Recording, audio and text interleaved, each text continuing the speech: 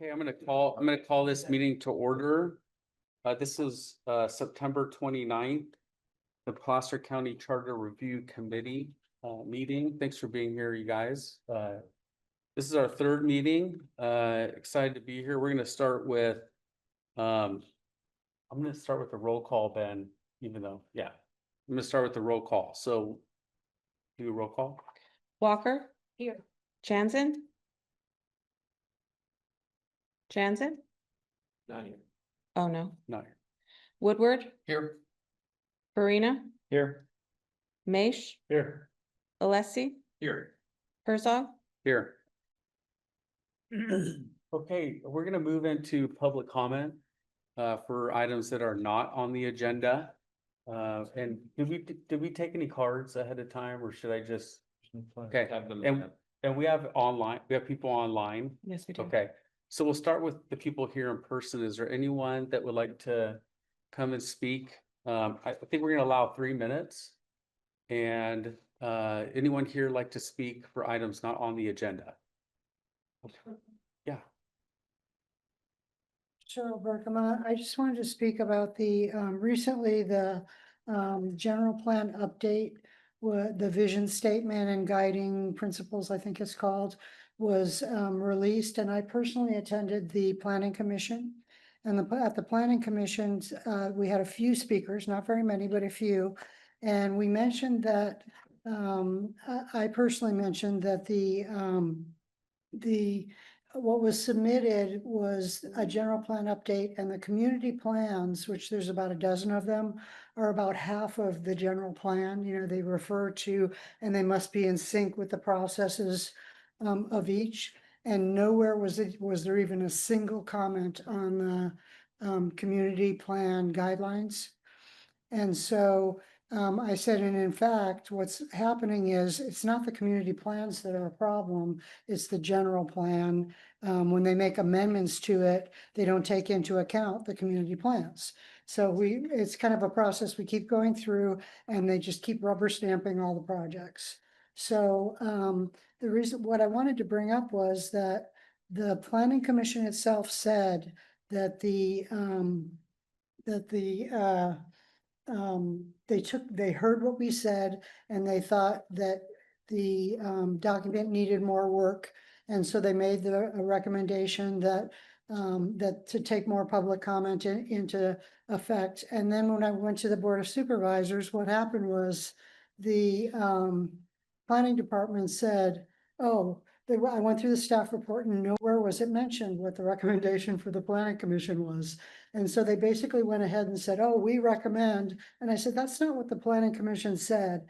So my concern is that things just happen and we feel, you know, resentment, and we're upset that we're not being heard. But then when clearly the planning commission makes a recommendation, we expect that. So I think there's just a common theme of people not being heard, feeling like they're being heard. I don't know where that fits into here, but I think in terms of improving process, that we could look at what is done.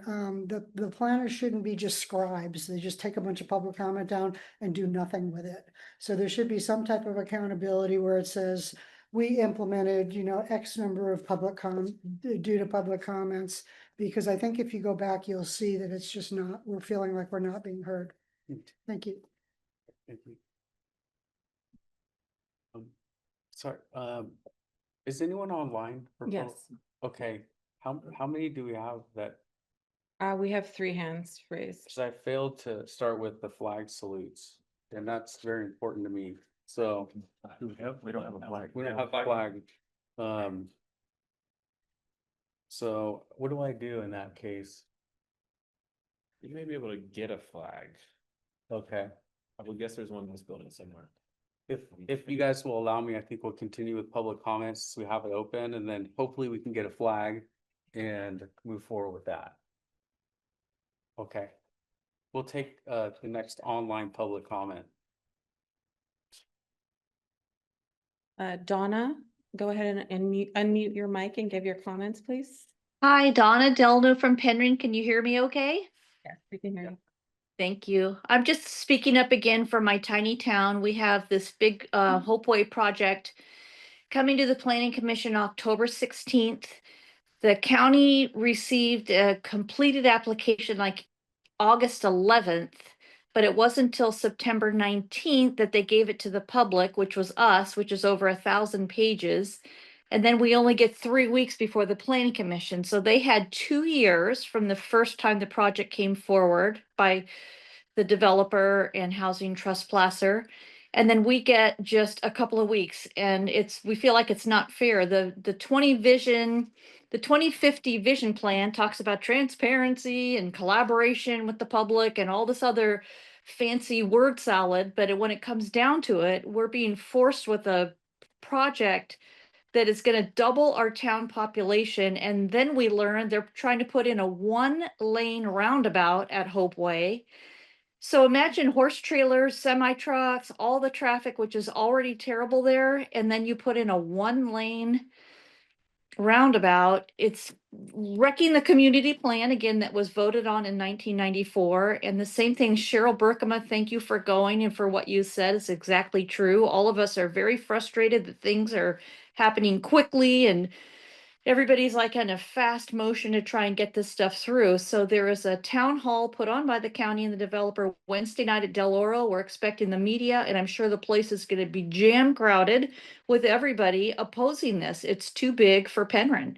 So we just want you to help us, keep Penryn rural. We've never been against affordable housing. We're against the density. They want to put 240 units, which would be 1,344 people when we did the math according to the county, with 4-bedroom apartments, 3, 2, and 1. That many people, it doubles our town population, it crowds the roads. Everybody's going to be going through Loomis. The schools are all full, so we don't know how this thing's getting funded, who's going to pay for a new school, etc. So please help us and listen and pay attention, because there's a really big fight and the entire town is against the density. I promise. So thank you. Just please help us somehow. I don't know what to say. Thank you. Thank you, Donna. Diane, go ahead and unmute your mic and give your comments. Greetings, committee. This is Diane Louise Alessi from Christian Valley Park Community Services District. And I'm going to make this portion fairly short because I'm going to speak to the home rule later.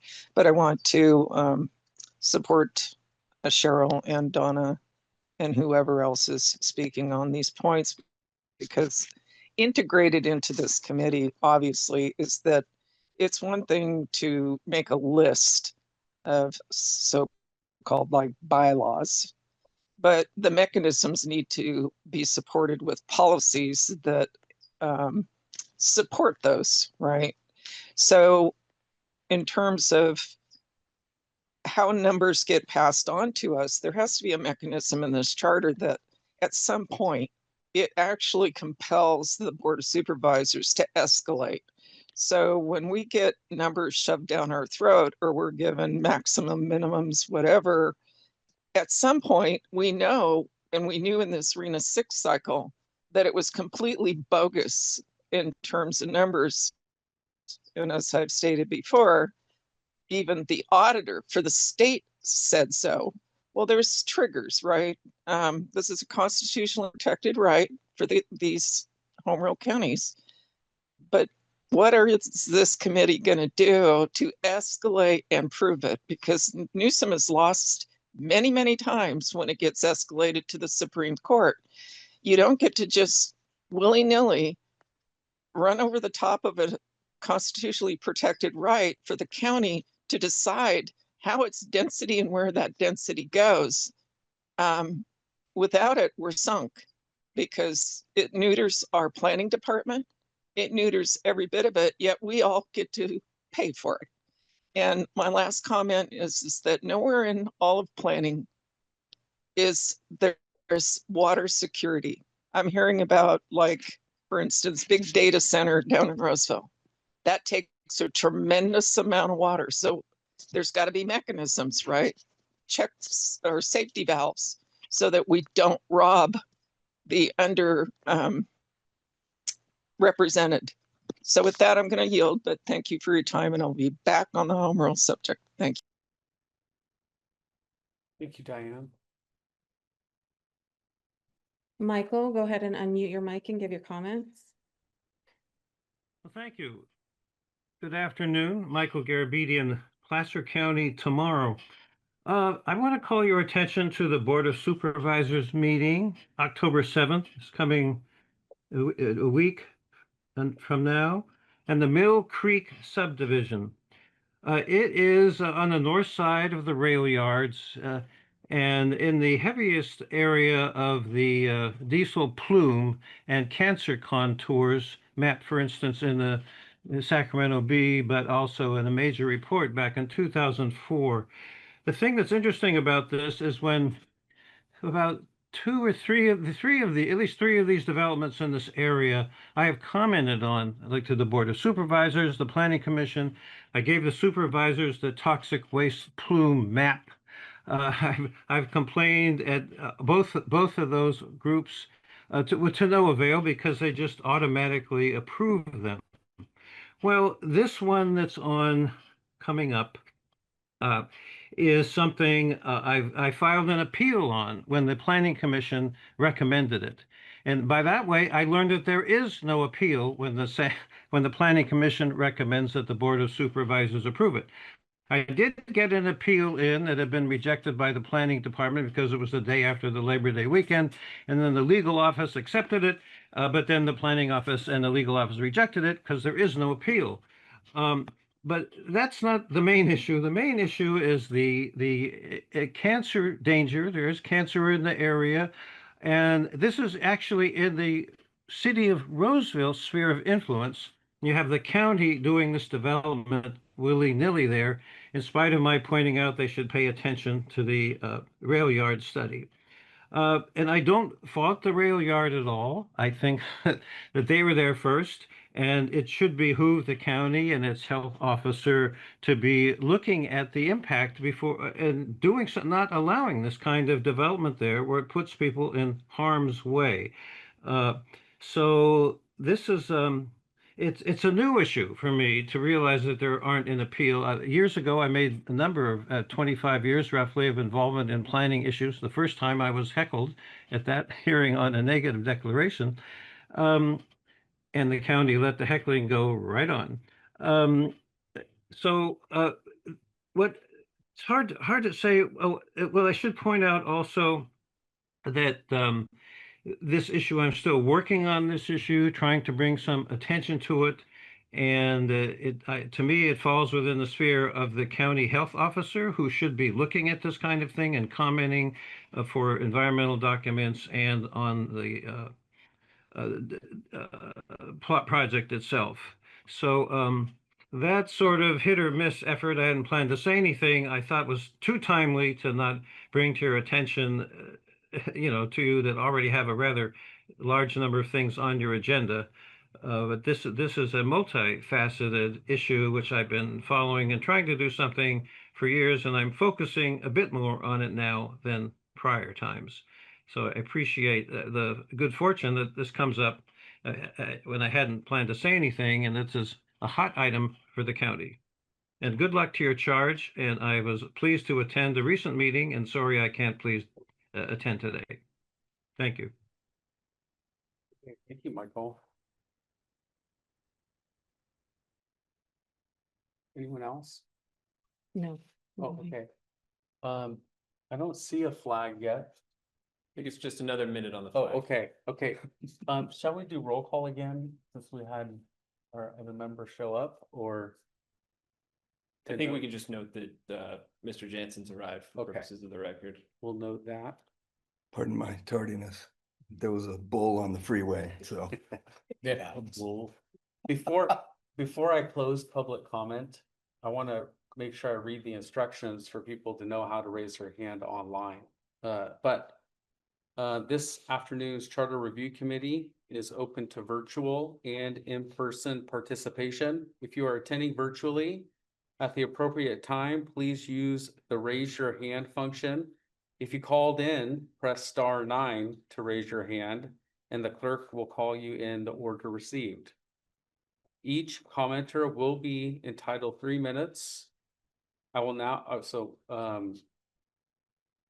I know you just joined here. Did you want to speak on anything not on the agenda? No. Okay, Just employee. okay.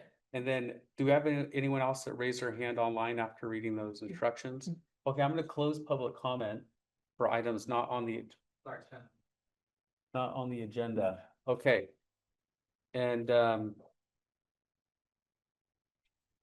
Perfect timing. Good timing. Will you guys join me in the flag salute? Please stand. See that. Thank you. I pledge allegiance to the flag of the United States of America and to the republic for which it stands, one nation, under God, indivisible, with liberty and justice for all. Worked out okay. Well. If you guys have your agenda, the first item on the agenda is approval of the minutes from the May 20th and July 29th meetings. Think we have any public comment on Did I see the minutes? those items here in person? We just have one You, comment. you have to come up here because, so people can hear you. Comment I have is that I was hoping that when we submit public comments, that it doesn't just say 3 public comments received, that you actually attach those comments, because people that haven't been able to come, or, you know, so like last time, it was like half the night. And so it'd be really helpful for people that can't stay to have those posted. Thank you. Mr. Chairman. Mr. Chairman. Yes. I thought I read my packet carefully. I don't think I saw the minutes. Did you? Yeah. They're an attachment. Oh, they're one of the later attachments. Yes. Okay, thank you. Good. For the back. So if you go to the last page in the packet, it's the Ah, last couple there. of pages of the packet. I can come back to the, Okay, to the I've been proven to be. late. committee here too. Anyone online wish to speak on I these? see no hand raised. Okay. I'm gonna close public comment on this consent agenda item. I'll wait for the committee to move to approve those. So move. Second. Loretta, I think you seconded. Yes. Okay, and so we got a first and a second over here. We'll just go, since we didn't have to separate them, we'll just say all in favor, aye. Yeah, we actually have to go by roll call. We do? so Maybe the clerk could do the roll call. Okay, we'll do roll call. Jansen, Aye. Walker, Aye. Woodward, Yes. Karina, Aye. Maish, Aye. Alessi. Aye. Herzog. Aye. Okay, the next on the agenda are items pending further direction from the committee. These are items for which the Charter Review Committee has requested additional information, which is provided in the accompanying staff memo. Staff will present on all sub-items A through F, after which the committee will deliberate and either provide further direction to staff or determine that the item has been adequately addressed and may be formally closed. As we move through these sub-items, it's requested that each be discussed in turn and that a motion would be made. And we'll have time for public comment too. Yeah, and I would just suggest that we go through items A through F in staff presentation, and then the committee provide questions to staff. And then after that, we do public comment, and then do your deliberation after public comment and after you've heard the comments from public. Okay, we'll follow that. Okay, we're ready, Ben. All right. Good afternoon, committee members. Ben Mills with the County Executive Office. Appreciate you taking the time to attend the third Charter Review Committee meeting. Through the previous last 2 meetings, numerous topics and items have been identified by the committee that staff has provided research and analysis for the committee's consideration. These items can be classified into 3 categories: items pending direction from the committee, informational reports not within the purview of the charter, and items that have been deliberated on, the committee has deemed appropriate as is and therefore formally closed. So as Clayton mentioned, I will now go through the items pending direction from the committee. And these are items that the committee has raised for consideration and are within the purview of the charter. And as mentioned, we request that you take public comment, then deliberate, provide actions towards each one of those items.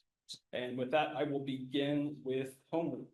This item has been discussed at our previous two meetings. At the July 29th meeting, the committee requested that the item remain open for discussion with an understanding that a specific proposal needs to be provided by any committee member seeking changes. The state constitution grants charter counties a limited degree of home rule authority by enacting with their charter provisions authorized by Article 11, Section 4, as outlined on page 2 of the memo. The question of whether a specific request fits within the authority granted by the state requires a proposed amendment from the committee and a follow-up analysis from staff to ensure that it's applicable. I'm going to pause there and see, Clayton, do you want to add anything to that, or would you like me to finish? On to Board of Supervisors compensation. At the July 29th meeting, the committee took action to bifurcate the compensation discussion into two items. The first of which is whether control should be returned to the Placer County voters. And number two, if so, the methodology to compute that compensation. The language used in the committee motion, which is to return the control to the Placer County voters, is a bit nuanced in the sense that Placer County is in control of that methodology. The Placer County voters voted to have that be in place for the supervisor's compensation methodology. However, we understand that the intent is to determine whether to change that methodology to remove the outside jurisdictional influence. As mentioned in the last meeting, the current methodology to determine Placer County Board of Supervisors salaries is the annual average salary of the Board of Supervisors from the counties of El Dorado, Nevada, and Sacramento. And as requested by the committee, Table 1 in the memo provides a breakdown of the total compensation of Placer County supervisors and our neighboring jurisdiction supervisors. And Table 2 portrays board salaries of the most similar population counties within California. Next is the methodology component. To compute board compensation, the committee requested staff provide a potential consumer price index, or CPI, that could be considered along with a brief history of how the CPI has been performing. It should be noted that currently Placer County does not use CPIs for any compensation formulas throughout the county. And if one were to be used, it would significantly impact future board salary adjustments. Table 3 shows the performance history of the U.S. city average urban wage earners and clerical workers CPI, which is used by the County of Sacramento, and most notably, the Social Security Administration uses this CPI to calculate the annual cost of living adjustment for Social Security and supplemental security income benefits. But can I interrupt you for a quick clarification? Yes, sir. County doesn't use some kind of inflationary adjustment for labor discussions? No, the HR department reviews classifications within a 5-year cycle and looks at neighboring jurisdictions and then provides a methodology based on that. And I will have HR here hopefully soon. I think they were going to attend right around 3:30, and hopefully they can provide a little bit more detail on that. Thank you. But currently we don't use adjustments. So Table 3 shows the performance history of that CPI that I mentioned. And if a CPI is recommended, the Department of Human Resources does request further time for analysis of a potential formula and best practices to go along with that. On to filling of vacated supervisors. The committee provided direction for staff to draft language for the committee's consideration, changing the appointment deadline from 30 days to 60 days, and also to require the seat be filled by the next primary election if the appointment occurs 130 days or more from the next primary. This has been included in the memo and strikeout underline for your consideration. On to a committee member proposal. This next item was a proposal from committee member Maish to allow for a more competitive process for the recruitment of the Placer County CEO. The proposal is underlined for emphasis and generally allows for additional negotiation through the use of an employee contract regarding the removal of a CEO. The charter specifies that the CEO may be removed through affirmative vote of 3 members. This amendment would retain that language, but add flexibility that allows for the board to specify a different vote structure for removal in the employment contract. And then lastly, under this section is performance-based metrics. This item was brought up through a public comment, and the committee requested that staff confirm the use of performance-based metrics and provide a general summary of their use.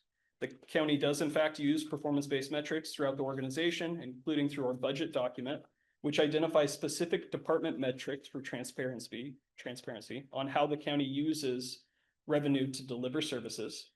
The county's critical success factors, which is the county's strategic framework document, and performance-based metrics are also used in the development and monitoring of contracts and the administration of department programs, to name a few. And with that, this concludes my presentation on this section. Okay, thank you, Ben. I think where we're gonna start is just questions and clarifications that we have regarding those aspects without providing deliberation or direction with where you're gonna vote at this point. So if you have any questions, and we did a little bit of that, Chris, but any questions before we go to address each one of these? I have questions on some of them. Can we you want the questions now, or do you want to wait till we actually hit the topic? Are you guys comfortable if we begin to move through each topic and then we open public comment and then also deliberate and have questions as Absolutely. well? Because I feel like the Yeah. public comment and our discussion might One at a time. harness more questions. So Right. if you guys are good with that, Yes. okay, maybe we'll start with the first item.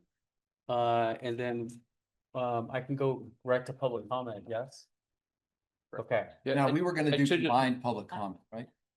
What was that? We were gonna do combined public comment, I think. For all of the items, right? Yes. And the only reason I provided the framework of deliberation after public comment is Yeah. just so that you have all of the world of information before you start providing an opinion. okay.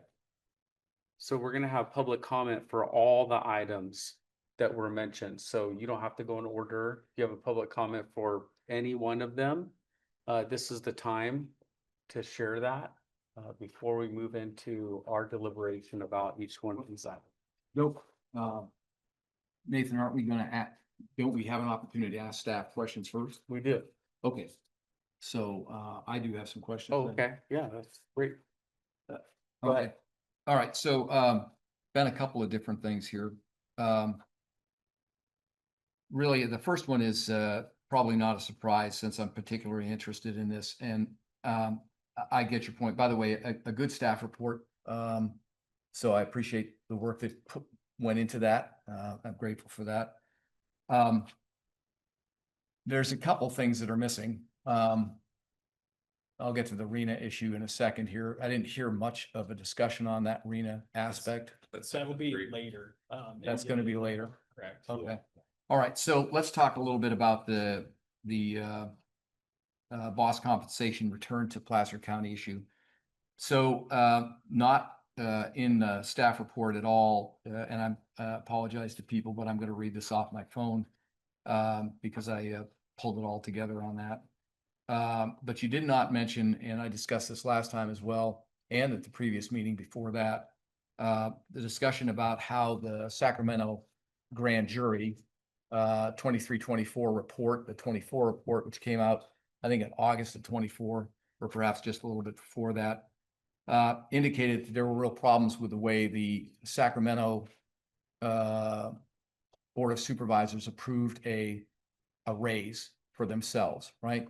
And so the reason this is relevant to people in this room is that the three counties that determine our payment to the Board of Supervisors are Sacramento, Nevada, and El Dorado.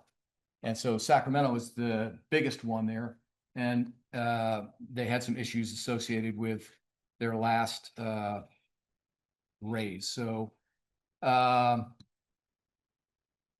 this is basically a kind of a quote, I suppose you could say. And by the way, a little bit of a caveat on this, this is all off the internet, so therefore, you know, it has to be taken perhaps with a bit of grain of salt. However, there are multiple sources on the internet that actually say this. In June of 24, the Sacramento County Grand Jury issued a final report detailing errors and lack of transparency in the pay raise process. Board of Supervisors responded to the grand jury report Supervisors agreed to explain the financial errors and plan to recoup overpayment. So essentially, what I'm saying here is that the board, I probably need to back up a little bit, but the Board of Supervisors gave themselves a 38% pay raise in Sacramento. They were actually authorized to make a 20% pay raise in Sacramento. They made a 38% pay raise. This therefore affected the Board of Supervisors and other elected officials in Placer County's compensation, and they are currently being paid an overpayment. So this Board of Supervisors response to their the grand jury said the following. While the supervisors agreed to explain the financial errors and plan to recoup the overpayment, they chose not to implement other grand jury recommendations, such as creating a citizen-based compensation commission or strictly eliminating the use of consent calendar. However, the Board of Supervisors did in fact agree to repay their overpayment in Sacramento. Yeah. So they found this serious enough to actually, and by the way, the overpayment was around $200,000 for 5 people. So they found this serious enough to repay. My question to you is this. There are 3 agencies in Placer County that are responsible for the judicious use of finances, tax revenue from people who pay taxes in Placer County. They're responsible for this. That is the controller, auditor, and the CEO's office, and also the third one is the Assessor. yeah, the financial guys. I can't remember their names actually at this point. Anyway, there's 3 offices. Do any of those offices know about this action in Sacramento?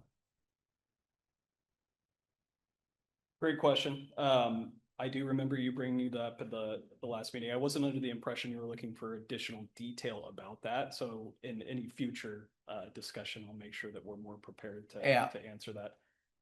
But does anybody, I guess if we have an auditor in Placer County, is the auditor's office paying attention to what happens in Sacramento County when they determine what they're going to pay their supervisors? And if not, why not?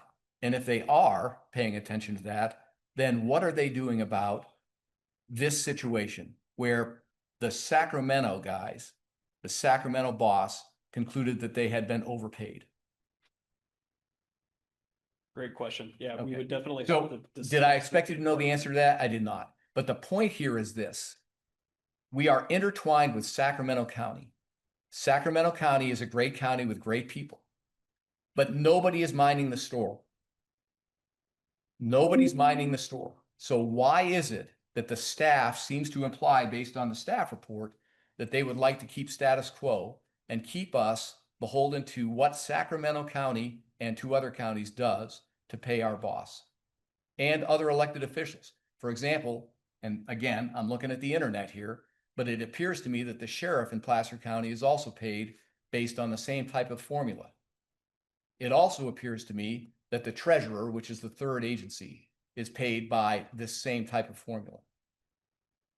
So is anybody paying attention to this? And if they're not, then why does the staff in this staff report seem to want to keep the status quo as opposed to look at another alternative? And that question you should be able to answer. So I believe that these departments do review the methodology. For example, human resources on an annual basis has to review all the surrounding jurisdictions' salaries and use that to compute the methodology for that year. I would assume when they're doing that, and I don't want to put words in their mouth, they're reviewing recent action that's taken place in these other jurisdictions to ensure that they're adequately addressing whatever those concerns may be. That being said, again, I'm hoping HR gets here pretty soon, and maybe we can have some of these questions that they would be able to more appropriately answer. Okay.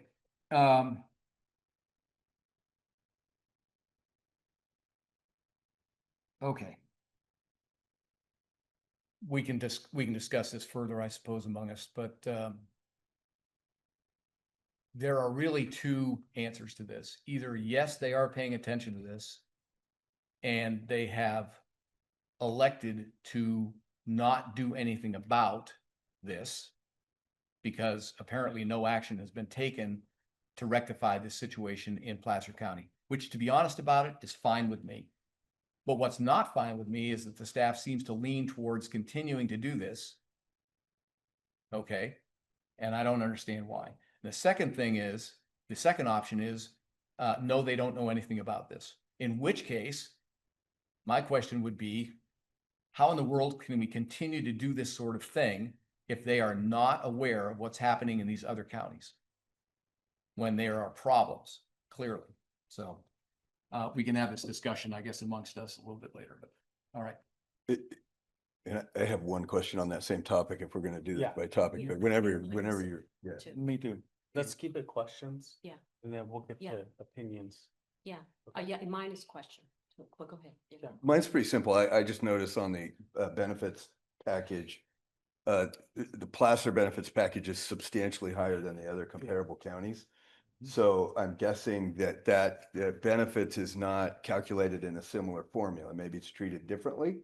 So, how is that, what's the approach to benefits compensation for the board versus their salary compensation? So the salary compensation is using the methodology through the charter, period.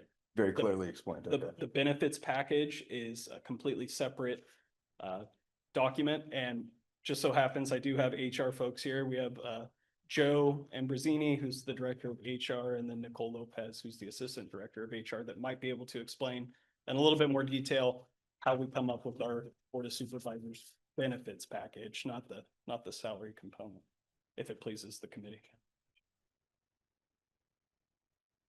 You want to quick? Yeah, yeah. Flip it up to the I think chair. it'd be How it great. wants to do This has been a topic. Do you guys Yeah. mind? Are you guys equipped to? They didn't hear the discussion. it. They'll probably figure it out. Hi, good afternoon. How's it going? Joe Ambrosini, HR Director. The board's benefit package is really, it's a standard package modeled after the same employee package. So the health and welfare, all the standard benefits, these are pretty consistently offered across the county. So is that to say that Placer County probably offers a better compensation package in terms of what the employee pays or receives than the comparable counties? Yeah, consistently we find when we do our salary surveys, we normally do like compensation and benefit surveys amongst our comparable agencies. Usually Placer County ranks very high in the benefits package. It ranks kind of in the middle tier for like base salary. So we generally know going into when we do a study that we're going to rank pretty high on the benefits piece. Thank you. Can I make a comment? Yeah. I'll bet you that the other counties don't offer their supervisors the same benefit package they offer their employees, but we do. I should form that in the form of a question. Do other counties provide their supervisors with the same employment benefit package that they offer their employees? And I didn't expect you to have it. I expect Ben to get that answer. Thank you. We'll let you know. if Thank we you. get again. Thank you.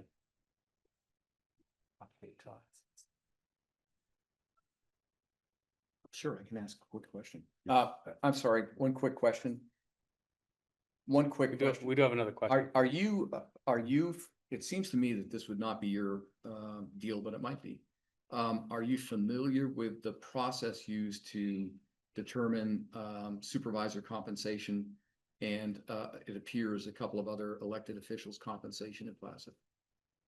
The supervisor compensation, I think Yeah. there is a formula for that. That's referenced in the packet. Are you talking about something Right, different? is that something that's an HR issue? We are in charge of administering the compensation. I'm sorry, I'm looking to my assistant director. I'm about 8 months new into the county, so haven't Okay. gone through Oh. one full cycle yet, but yes. We follow a formula I'll try to and be kind to people Yes. who've only 8 months.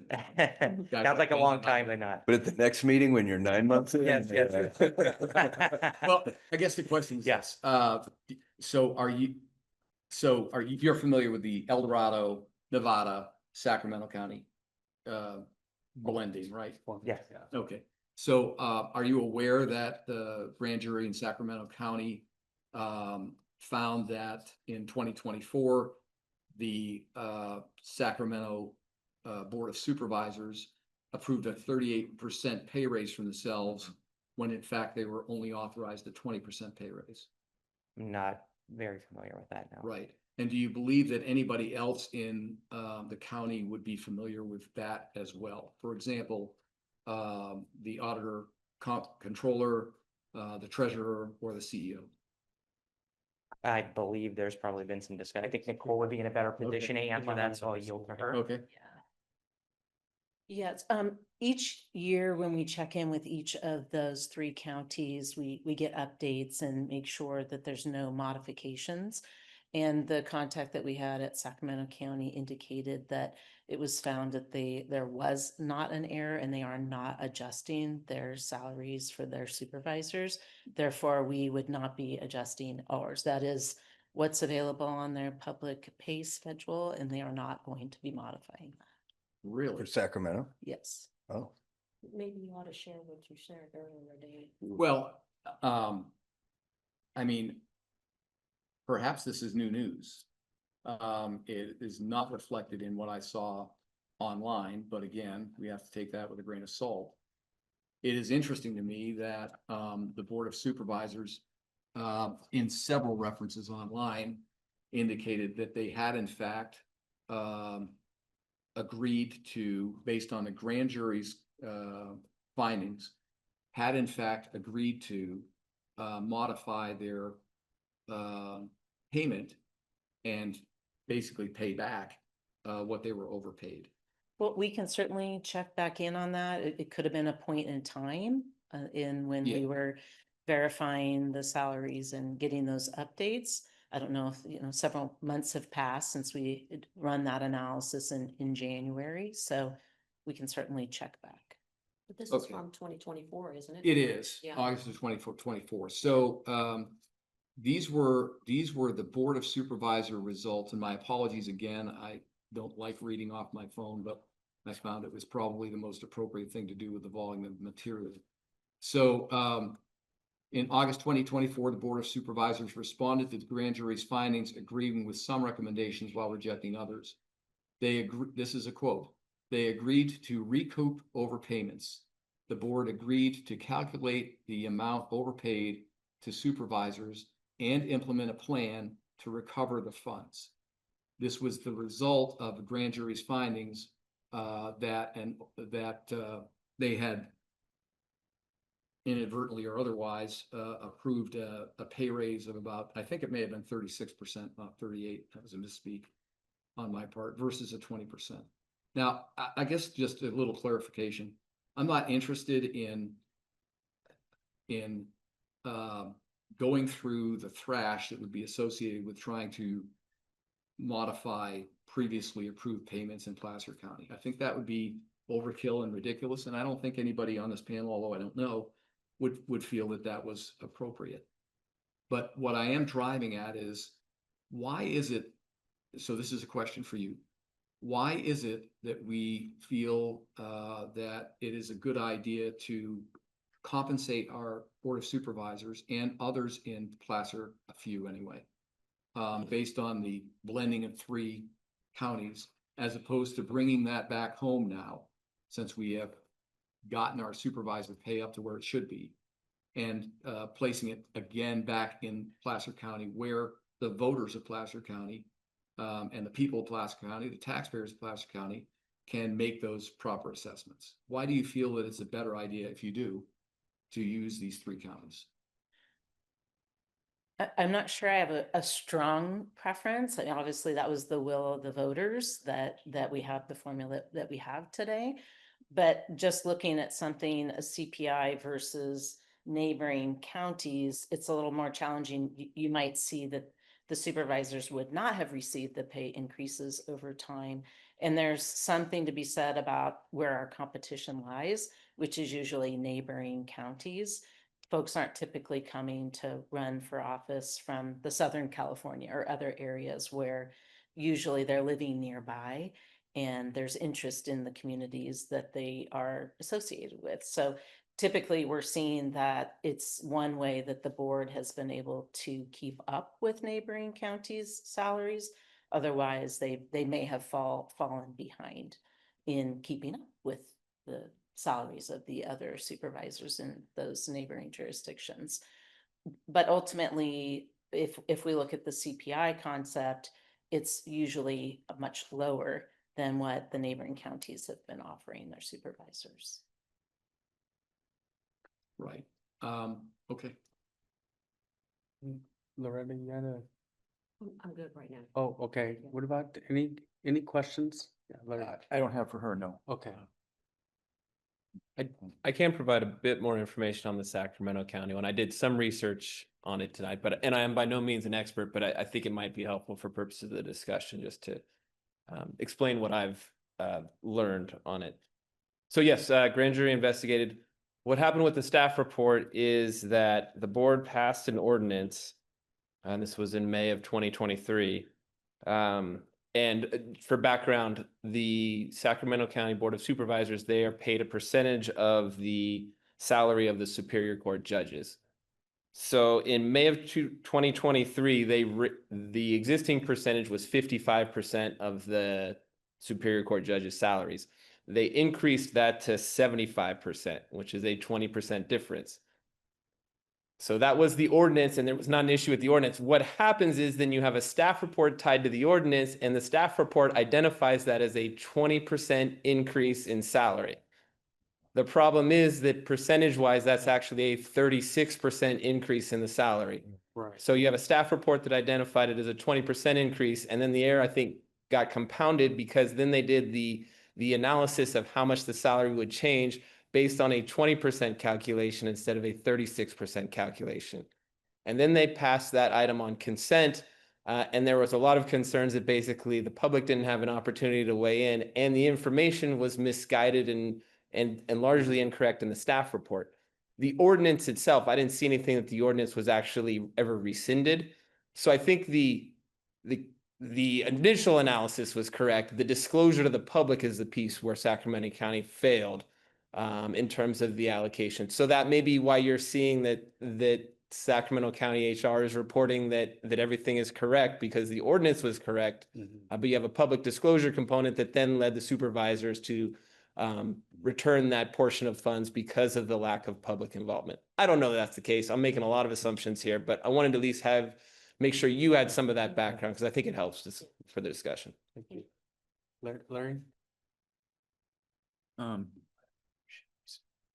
So I think I need some clarification because I'm having a hard time understanding Dan's concern. Dan keeps mentioning it's staff's opinion that we should keep the status quo. And he asked the lady, what she thought of whether we should do this or not. My understanding is the reason we are discussing this is number one, this is in the charter. This is the way it's done. And number two, we have an opportunity to change that. And staff's opinion really doesn't make a bit of difference. It's our decision as to what we do next. This committee's decision as to whether we decide to change this and present that to the voters or not. So unless I'm wrong, what I see is it's our job to figure this out. And staff's opinion is not really an opinion. Staff gives us information that we can form our opinions and make decisions on. I don't feel that staff is supporting anything other than the fact that this is the ordinance. This is the way it is. And, you're either going to take it or leave it. That's the way I see staff's opinion being. And as I've looked into all the information provided, and there was a lot of information that we hadn't seen before, I found it very interesting. Dan, all of what you point out illustrates that maybe we have a flawed system. Maybe it's not the best way to do it. As I've reviewed all of these numbers that were thrown out, and I have a lot of questions about a lot of those numbers, I see that we have a county, according to the report, that all of the county employees' salaries are all based on a combination of several counties. I'd have to read it, but anyway, they average all these other counties and say, this is what we're going to do. Okay. And I looked at that and went, okay, that's the way we deal with our county employees. And yet we have restricted our Board of Supervisors to this limited amount, 3 counties, Placer, Nevada, El Dorado. Or not, excuse me, El Dorado, Nevada, Sacramento. And so my question, initially is, so if we looked at all these other counties and did the same thing that we do with our employees, where would we be? Now, we don't have all that information in front of us. We're missing a couple of counties in the tables. What I did come up with is, based on the counties that we were given the salaries for the supervisors as they stand now, if we were to adopt the same policy that we use for our county employees, we would have about an 18% pay increase for our Board of Supervisors as of today, just by using the same formula that we use for all the other county employees. And I'm wondering, in all honesty, if that might not be the best way to resolve this, in the sense that if we're already using this formula for all of our county employees, why aren't we using it for the supervisors? Our supervisors are actually being cheated in the process because we're not using larger areas. Is that a question for staff? That would be, I guess, a question. Well, I don't know if it's a question for staff. I think for me, it's just a thought process that I'm throwing out here and saying, if we're going to look at returning this back to the voters, and returning it back to the voters means we have to give the voters something to vote on. Right? That means we have to come up with something other than what the ordinance says now, or the charter says now, and say, here's what we propose. And evaluate, would that proposal be accepted? I think that the case could be made, if we're already using this formula for all of our county employees, then it would make sense just to apply that same formula to the supervisors. Now, when people hear the supervisor are going to get an 18% pay increase, well, that's usually the caveat that everybody balks at, because, oh, we're giving them more money. The reality is, even if we just compared the 4 counties that were listed at this table, by population, I found that an interesting number. That the Monterey, Santa Barbara, and Solano County, that govern the same amount of people, get paid considerably more than our supervisors do to govern the same amount of people. Now, if we're getting paid for governance of people, then it seems to me that ought to be some kind of there should be some equity in that pay scale. We're governing the same amount of people, and we pay our supervisors, what, $40,000 less than the lowest paid. So I think overall, my opinion is that we do need to reevaluate what we're doing, but we need to reevaluate it based on a fairness to these people that are serving our community as supervisors, and say, look, this is where these salaries come from. What methodology we use, we can come up with several of them. I know I proposed initially, and Dan and I think both talked about this CPI thing. I'm not sure that's a great way to look at it after reviewing all this. So those are just thoughts that I have right now. One of the couple of the questions I have with this, Monterey, Santa Barbara, and Solano are not listed in the charter county list. So I'm assuming they're not charter counties. Would that be correct? Correct. If they're not Okay. that list, they're not charters. And how are their salaries established? Do we know that? They would have to be established through an ordinance. Okay, so we don't really know how they came up with their. We don't necessarily know the methodology. If that's another Okay. thing you would like me to look into, of course, I could do that as well. Well, we'll see if the committee wants to do that. I mean, that would help me to understand where these numbers came from. How did they get there? I think most of the rest of this stuff has already been answered about the benefit package. I was impressed that we are very generous with our benefit package, and I think that's a good thing. Yeah. I remember, just as a caveat, about 10 years ago, maybe longer, getting old, I don't remember, where I was involved in the planning commission, I was actually encouraged to run for supervisor. And I remember looking at the salary at the time, and that was before all this was passed. And I went, I can't afford this. There's no way, I've got to earn a living, and I can't run my business and be a supervisor. I knew that wouldn't work. And so I said, no, I wouldn't even consider it. Yeah. And I think that's something that needs to be cured, and has been cured with what was passed, but needs to be taken care of in a way that people want to do this, because it is a job. They have to do it full time, and they're getting compensated for it. And at the time when I was encouraged to do it, you're doing this out of the goodness of your heart. Good luck, you know? So I'm done. Troy? Thank you. So I was gathering from the information you just said about Sacramento that they more or less set their ordinance based upon a percentage of the judge's salary. Obviously, in the information that we got from a prior meeting regarding methodologies, it's saying just set by ordinance. So it's saying the same thing with El Dorado, and there wasn't any methodology information listed for Nevada County. My question is, was there any analysis into determining whether all three of those counties are different methodologies in their entirety? Because just an initial thought process there is like, it's actually kind of almost fine to look at those three if they're three completely different methodologies, and then we're essentially aggregating it and averaging those out, because they do look at very specific points, and we're ultimately kind of looking at it from a meta-analysis perspective and saying it's a very diverse approach. But I guess I'm just not seeing the entirety of the information here to be able to speak clearly on that. Because if all three counties are kind of doing the exact same thing, then I would think that, you know, the discussion would lead more into like how we determine our own.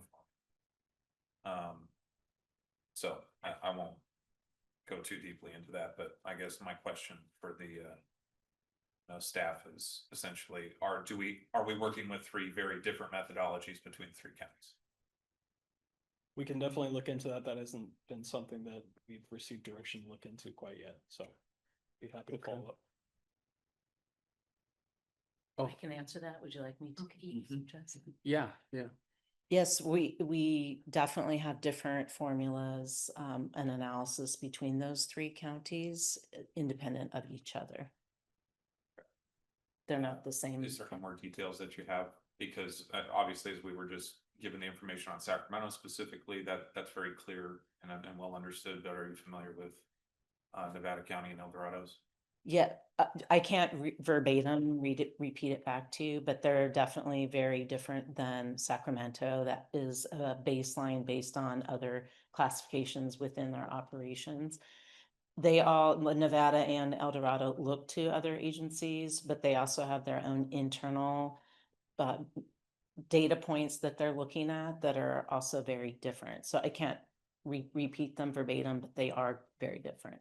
So they're not tied to a judge's salary in Right, particular. exactly. Like SAC is. And they're not like ours necessarily, where it's the average of our three. They have a different set of counties or jurisdictions that they look at as well, but they also have additional compensation that they add based on kind of recruitment efforts and their intent to try and get people interested to, as you mentioned, have interest in serving their community in those capacities. So they look at different ways because they're in different settings that might intrigue someone to, or entice them to come and serve there. And also, I just want to point out one more item when you mentioned the formula of how Placer is treating other employees as far as looking at what are those data points. And the one thing that's different, what we do with county employees, is we look at total compensation. So that would be base hourly rates in how much they earn hourly, plus any supplemental compensation, and then total benefit package. So we look at all the factors when we look at it, county employees, which we don't do right now based on the charter with the Board of Supervisors. It's very specific about the base hourly rate of the three counties, and that's average. So if I can ask, so what you're saying is this benefit package that we offer the supervisors, you said it's the same benefit, somebody had said it's the same benefit package that's offered to the employees. That's all based on this average of all these other counties as well? No, what we're saying is when we look at comparisons with other jurisdictions, we take that into account when we're looking at what are the increases that we might provide to county employees. It's based on how we are within the market that includes those other data points, which is benefits as well as base hourly rate. Thank you. Thank you. we can open up for public comment. Yeah. Who? Loretta. Did you have a question? No, No. it got answered. Okay. Okay. Yes, thank you. Okay. What's, I'm Nicole Howard. I'm the Assistant Auditor Controller. So I wanted to go back to the question on whether the Auditor Controller is looking at those. I was waiting for my HR colleagues. So Okay. every year, I think it's every year, they provide the calculation for the supervisor salaries and then our office does check that calculation. okay, I didn't answer on Sacramento because I couldn't remember what had happened this year, but when Nicole got here, she had explained that there was no recalculation that needed to be checked, so we didn't check anything else, but we do check those annually compared to how the charter is written, so, okay, thank you. thank you. I'd like to open up for public comment on all the items. And then we can come back through each one and then deliberate. So, I'm gonna open up public comment. And if you're online, go ahead and indicate, but we'll start here in person. And anyone like to speak in person? Okay, Cheryl? So I submitted public comment before, and I know I handed each of you a document.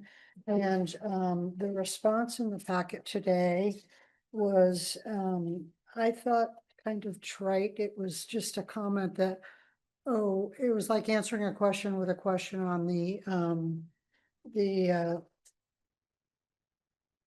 see how it's exactly worded. Which Performance-based metrics. So on the performance-based metrics, the response was basically, oh, we do that. We have all these metrics, and that wasn't what was discussed as I remember it last time, because Ms. Loretta Walker, we actually said, I pointed out, and I even provided links that on the housing element amendment, on the 6th cycle housing element, and I put a link in there, staff provided a set of accomplishments in an appendix, and I provided that again today. I hope you got it, but it was Appendix B, and it basically is what the county provided to the state as a response to their performance in the previous housing element. And I thought, that's kind of nonsense.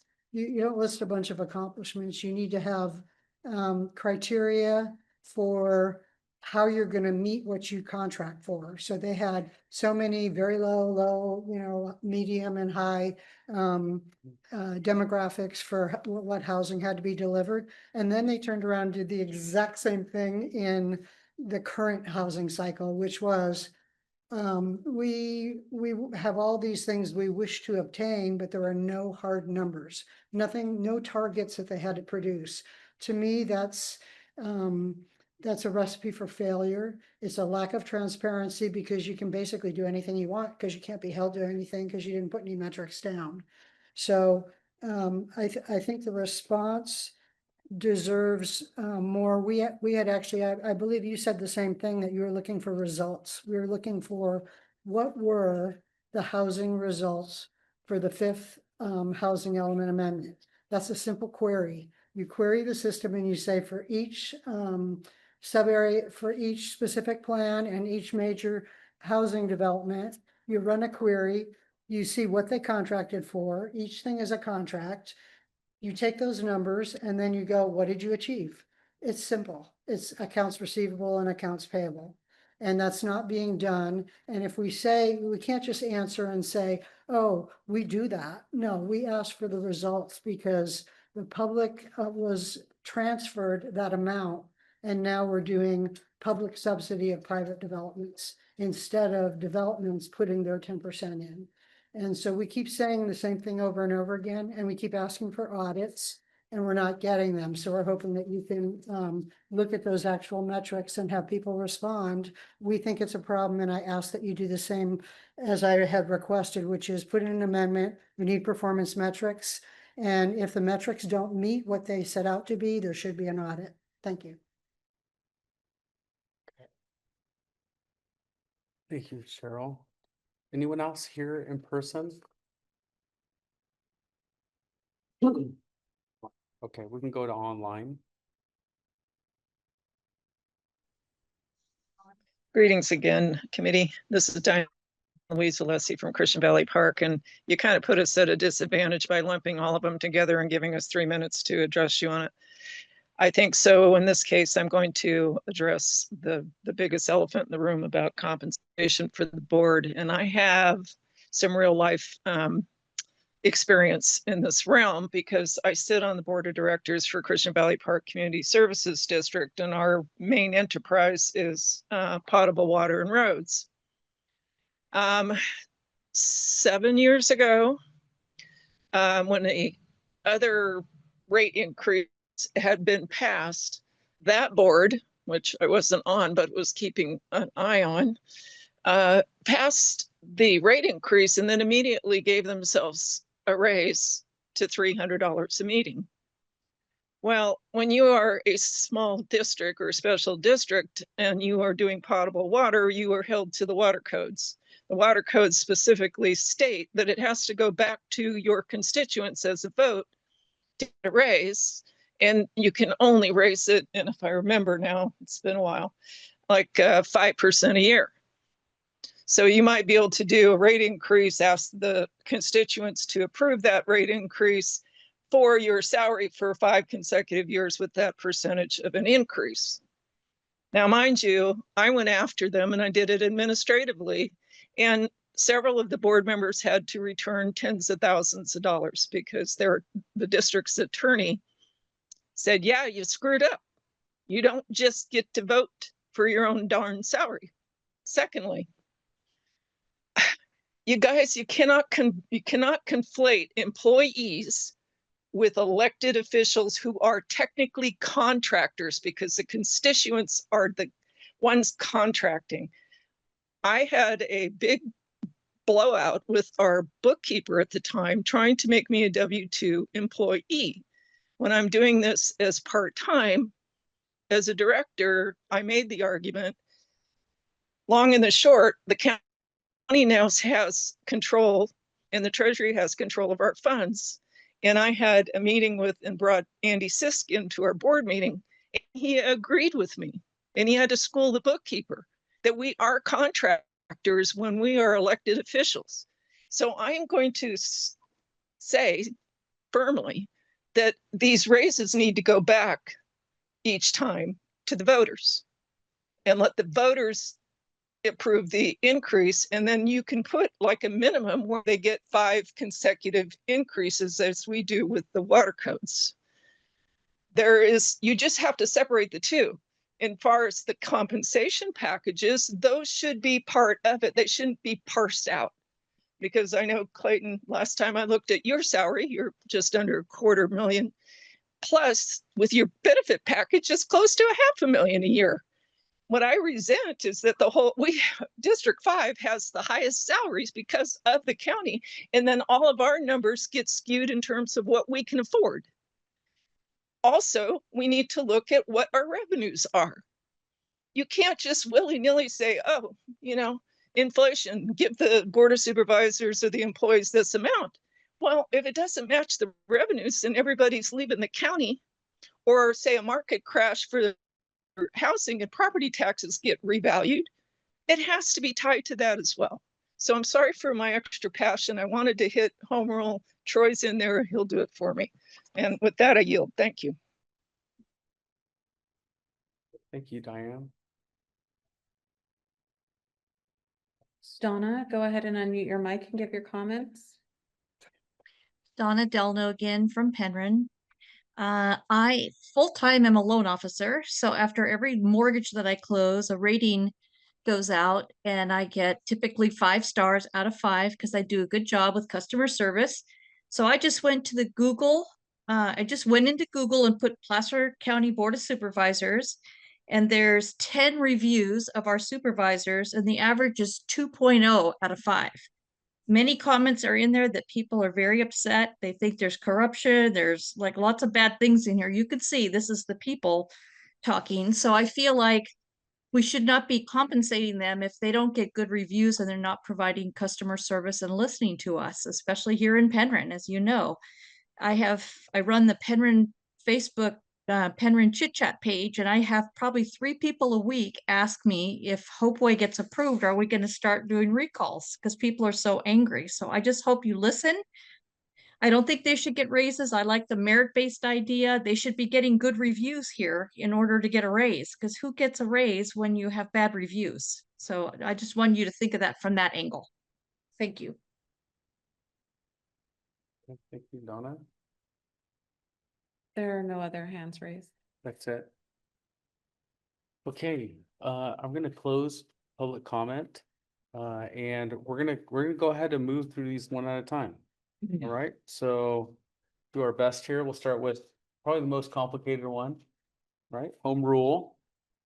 And I think we're in deliberation now, and so feel free to share your thoughts. If we need to bring someone up for questions, we can do that for clarity. But I most likely won't open public comment again. So that's we're gonna be here. We're gonna work with home rule right now. So yeah, Just a clarifying question, Mr. Chair. Are we seeking to either determine that we're not going to move forward with anything or point us to a proposal? Because that's the part of my challenge on a couple of these is yeah. nice discussion, but is there a proposal that we can sink our teeth into or? Yes, Yeah. the list that we're gonna move them, that we have options to is pending, it'll be remain on pending further direction. Where we ask staff to come back with more information. Or it can be moved to a list that we're not considering anymore. Okay. Or we can actually make a decision around some clear guidelines about this if we get clarity from it. Proposal for action. Okay. Thank you. Yeah. Yeah, So, can I go first? yes, Ryan? yeah. So, I recall the board of supervisors used to have a pretty good salary, and then the Taxpayers Association got Can you speak involved. up a little Yeah. bit, please? The Taxpayers Association got involved and they managed to pass something that substantially cut the board of supervisors' salary. And I don't know if at the same time we got this package or whether it was later, but I'm a fan of if you don't pay them a decent salary, just like you were saying, Larry, you can't get good people to run. And so I think that our board of supervisors should be well paid. That's where I come from. Is this home rule? Isn't home rule returned to? We're talking home rule. We're right? talking home rule right now. Rather than, okay. My apologies. No, that's okay. That's okay. Well, I think they're tied together though. I don't know how to separate them. Well, Because there's another item on here directly Yeah. about compensation. I'm not sure what the question is before us on home rule, frankly. I think I kind of do. Okay. Obviously, we've heard a lot from the public that has to do with the planning commission, RENA. Ultimately being able to tie in what is our self-authorized authority to create a charter is like a mini constitution for us. And so we get to have some level of autonomy away from the state. And it can potentially address some of the things that had come up in prior meetings. Because people have pointed out contradictions within the statutes themselves. So I think staff did a good job here of pointing out, what the charters are allowed for us to provide for, but then obviously what are our limitations? And there were only really two. The exercise of self-governance must be properly grounded on the county's authority to provide for the powers and duties of its local officers and operation of local government. 2, the county may not, through its charter, incapacitate itself to perform public functions, the exercise of which has been delegated to it by the state.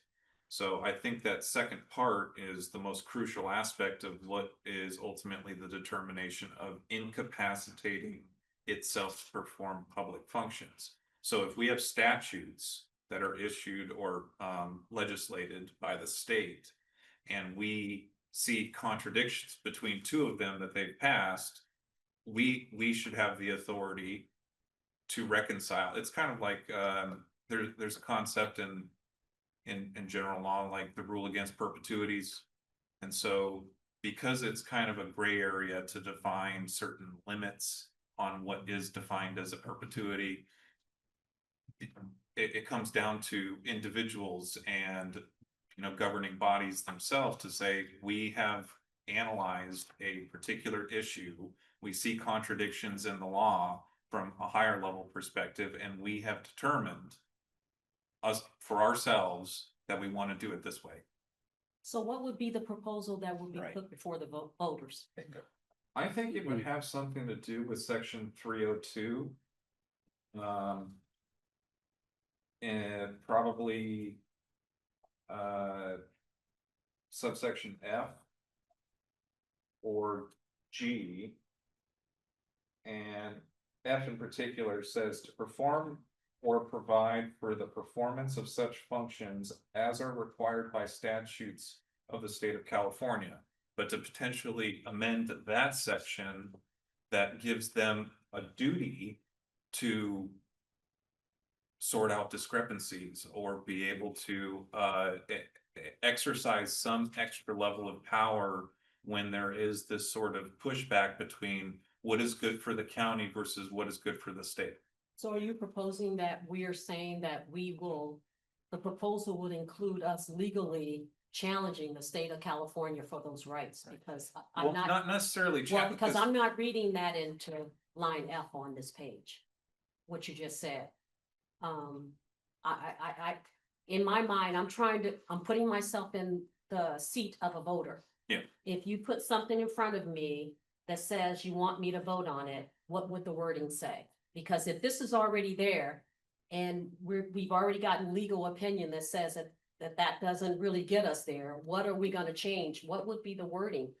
So it has to be something legal, right? That's right. So you're proposing that we sue the state of California? No, to not as a part of our charter. Well, who would we sue?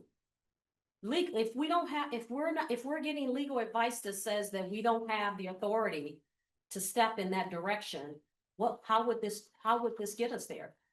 Okay, let's take a step back. So because generally speaking, people bring RHNA to our attention.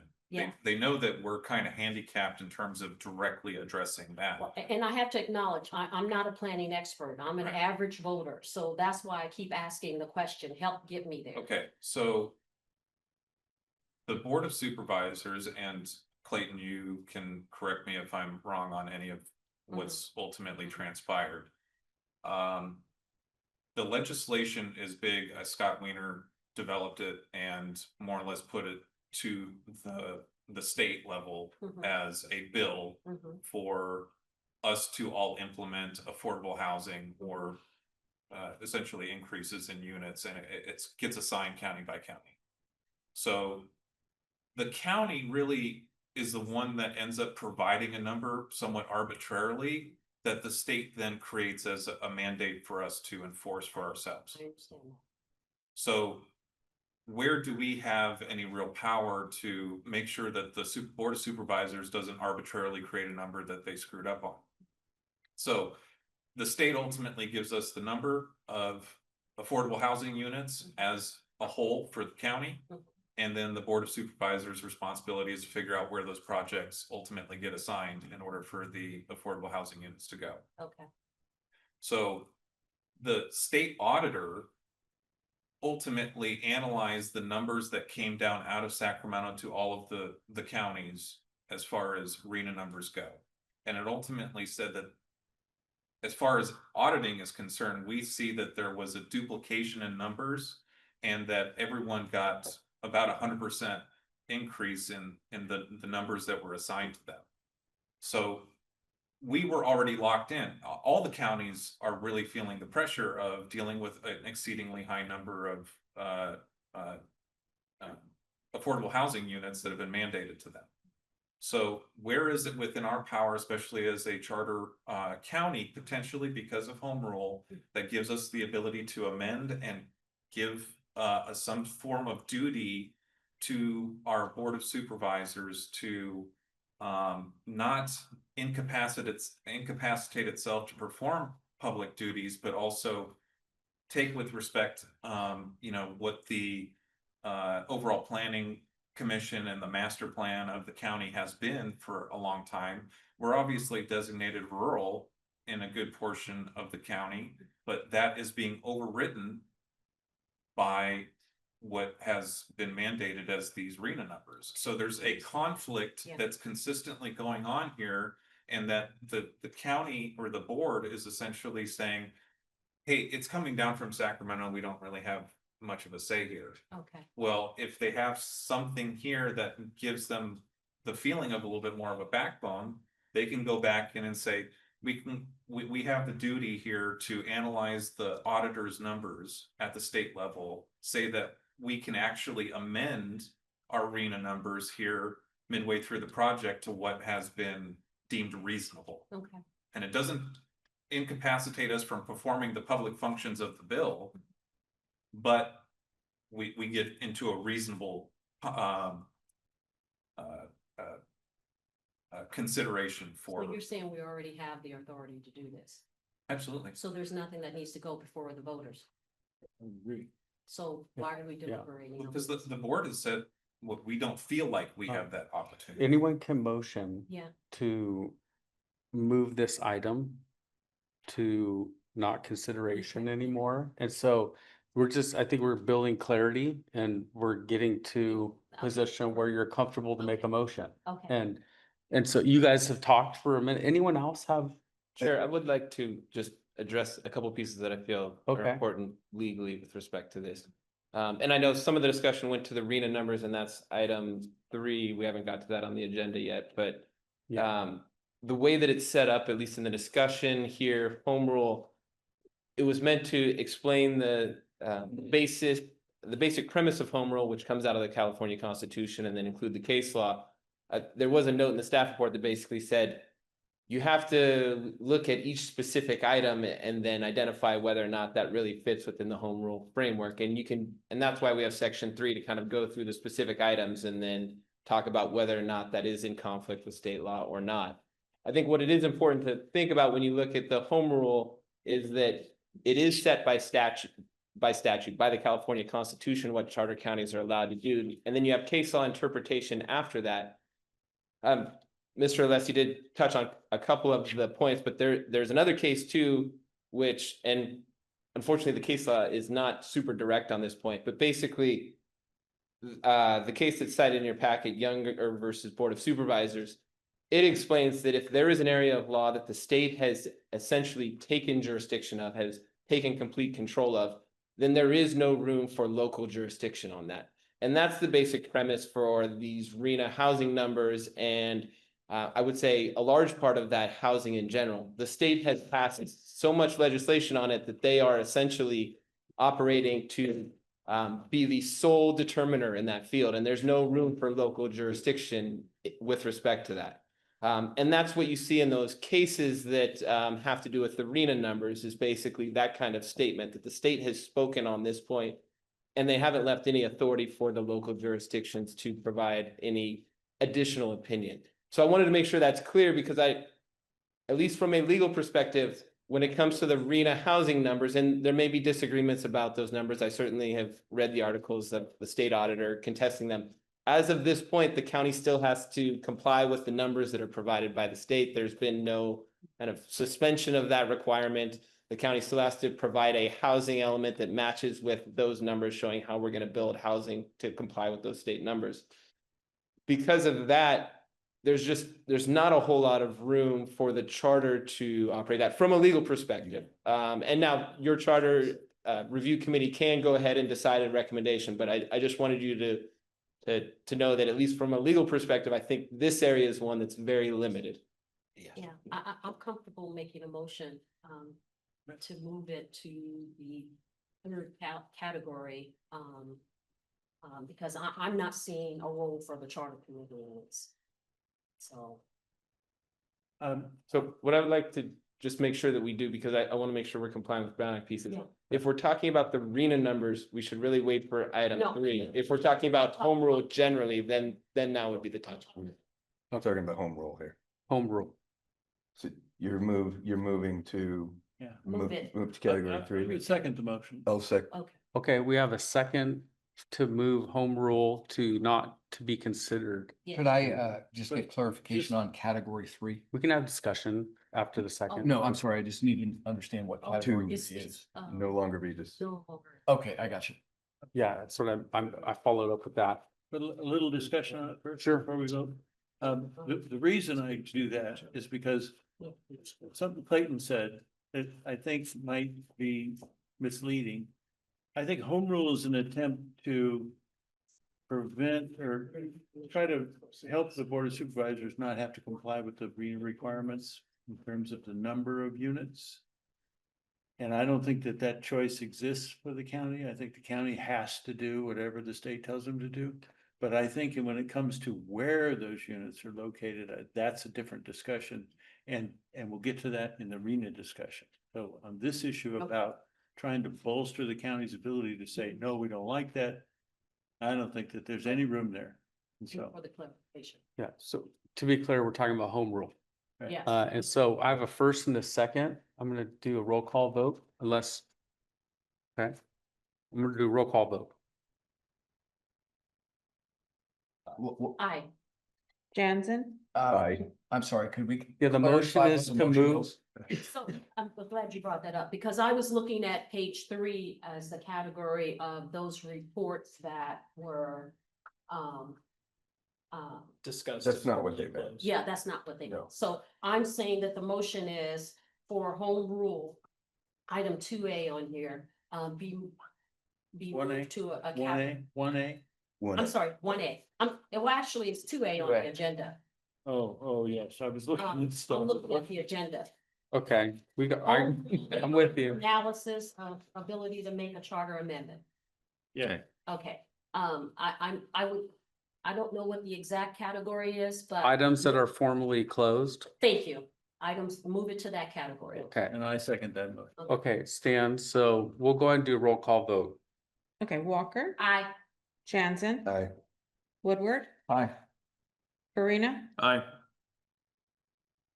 Maish, Yeah, aye. Alessi, No. Herzog. Yes. Okay, we're gonna go to the next item. Which is item on the agenda, it's gonna be item 2B, which is Board of Supervisor compensation. We've done quite a bit of questioning on this item, and we are open for deliberation and direction to move it to one of the categories. We're open to discussion. Can we distinguish this from the next item, the methodology? Are we specifically here? Once again, I'm not sure what the question here is versus the next item on methodology. I'd imagine they could be combined at some point. We broke them up last time, and I think that was a suggestion of mine. I understand the point, I do. I think that's been brought up as well by others. I think the idea was that if we bring this back to Placer County's responsibility, then people in Placer County can ultimately make the determination as to how we're going to continue to compensate our Board of Supervisors and potentially a few other elected officials. That may be done by the controller, may be done by HR, could be done by in collaboration with legal and et cetera. Or we can try to provide some recommendation as well.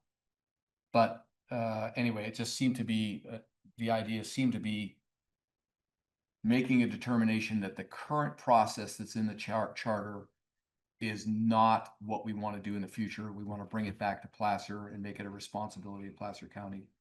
And then we can discuss the compensation aspect of it later. Or now, but anyway, that's, I think, a little bit of what the logic was, but we can combine them, I suppose. I see them as a two-step.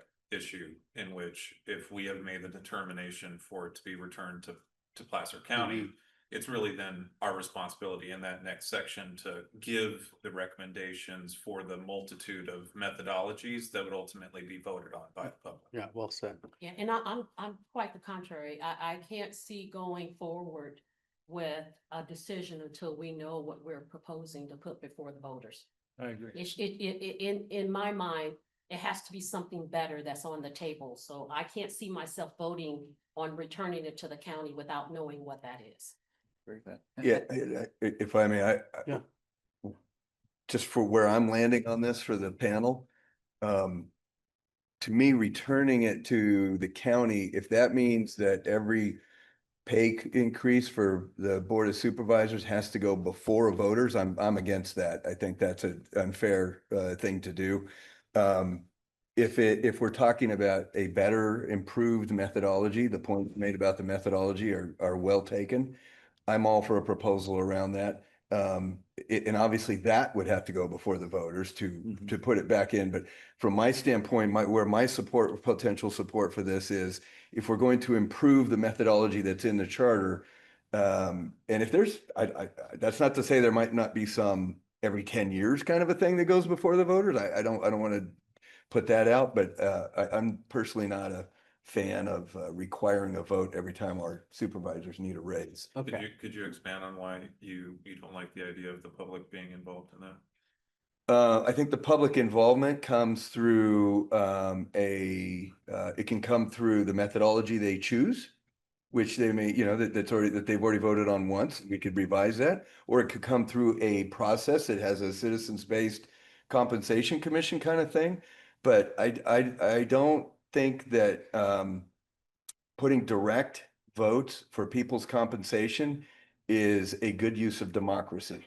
I'll just put it that way. I think it leads to unfair disadvantage. It puts people who you're asking to vote or you're asking to serve in an uncomfortable situation where, when it comes to salary compensation, there should be a methodology. Let's focus on the issues that our elected officials are deciding and not their compensation. If we have a fair and process in place, they should be compensated for that, whether we like their jobs or not. If you don't like what they're doing, vote them out of office, but don't take it out on them when it comes time for them to get a raise.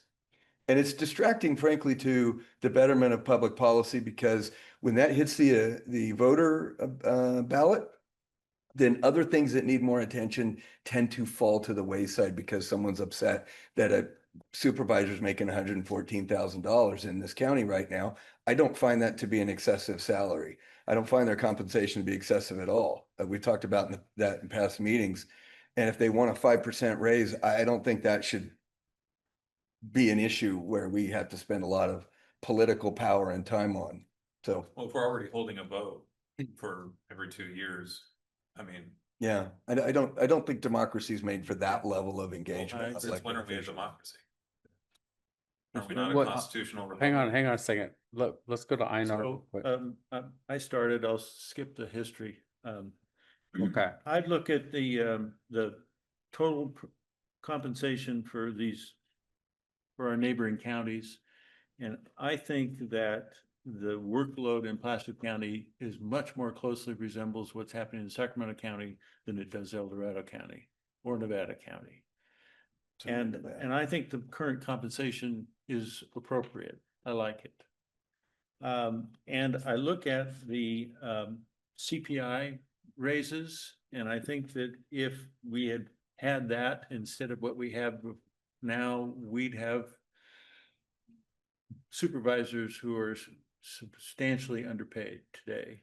And so I don't see before me a better methodology for keeping the salaries fair. I like the idea of having it be decided by Placer County voters, but if what we're changing to is a CPI methodology, I vote against it because I think it will ultimately hurt supervisor salaries and that doesn't help the county. So that is the next item. Well, no, I'm agreeing with Loretta that we need to think about the two things at the same time. And Yeah. And while I initially agreed with Dan a lot that this made sense to bring this back to Placer County voters to make the decision, I'm looking at what the options are, at least in front of us, for what the alternative would be. I don't like turning it over to the Board of Supervisors, which is what it would be. If you had the Board of Supervisors directing staff to do a study of what the Board of Supervisors salary should be, that's a little too close to the Board of Supervisors making the decision themselves on what their salary should be. And I don't like that. And I don't like going to CPI. And so for lack of a better alternative, I, at this point, would leave it the way it is. Yeah, I would agree with that, just by the way. Could I make a suggestion then? And I thought, great comments, really. And so, by the way, I think I threw CPI out. Nobody in this room has failed accounting more than me. So, I just tossed that on the table, and probably a lousy idea. But here in this room, we have HR and controller. Thank you all for coming. And you were very helpful in this. So perhaps we reward you being here with having you do some work for us. So here's the thought. I think there's a place in here where we can say, let's continue this. We've got at least one more meeting. And perhaps we ask through Ben to ask smart people this question. If we discard the current process because we're uncomfortable with having the three surrounding counties provide us basically a de facto number, and we try to bring it back to Placer, we recognize that they need to be properly compensated. We absolutely support that. We would like to know from you and probably the treasurer and maybe legal and others, what you think would be the appropriate approach in terms of ensuring that there's appropriate compensation going forward for our supervisors. Assuming that right now we're at that level, what would it look like going forward? So how would we do that? Is it CPI plus a point? Is it CPI plus 2 points? Is it something else? I don't know. But what makes sense to you? Is that something that you guys would be in favor of? And by the way, if they come back and they say, hey, we think this is the best approach, you're not going to get an argument from me. I personally don't like it, but I would. While we have- I have a comment for that. I'd solicit, some feedback from them now at this point, if they have any. I want to throw a comment out maybe on their behalf, having sat in somewhat similar seats. We're asking them to come back with their best recommendation for their boss's salary. But that's what We should ask Clayton. It's not to do that. bad. He's the high watermark over here. But that's their. It's like, since when does a company get to vote on its CEOs? Well, no. Well, not really, though. I mean, there is a salary already. Joe hasn't even made it a year here and he's got to do. Yeah. He's still on probation. Hardest task yet. All I'm saying is, they can provide us a couple of different alternatives, perhaps.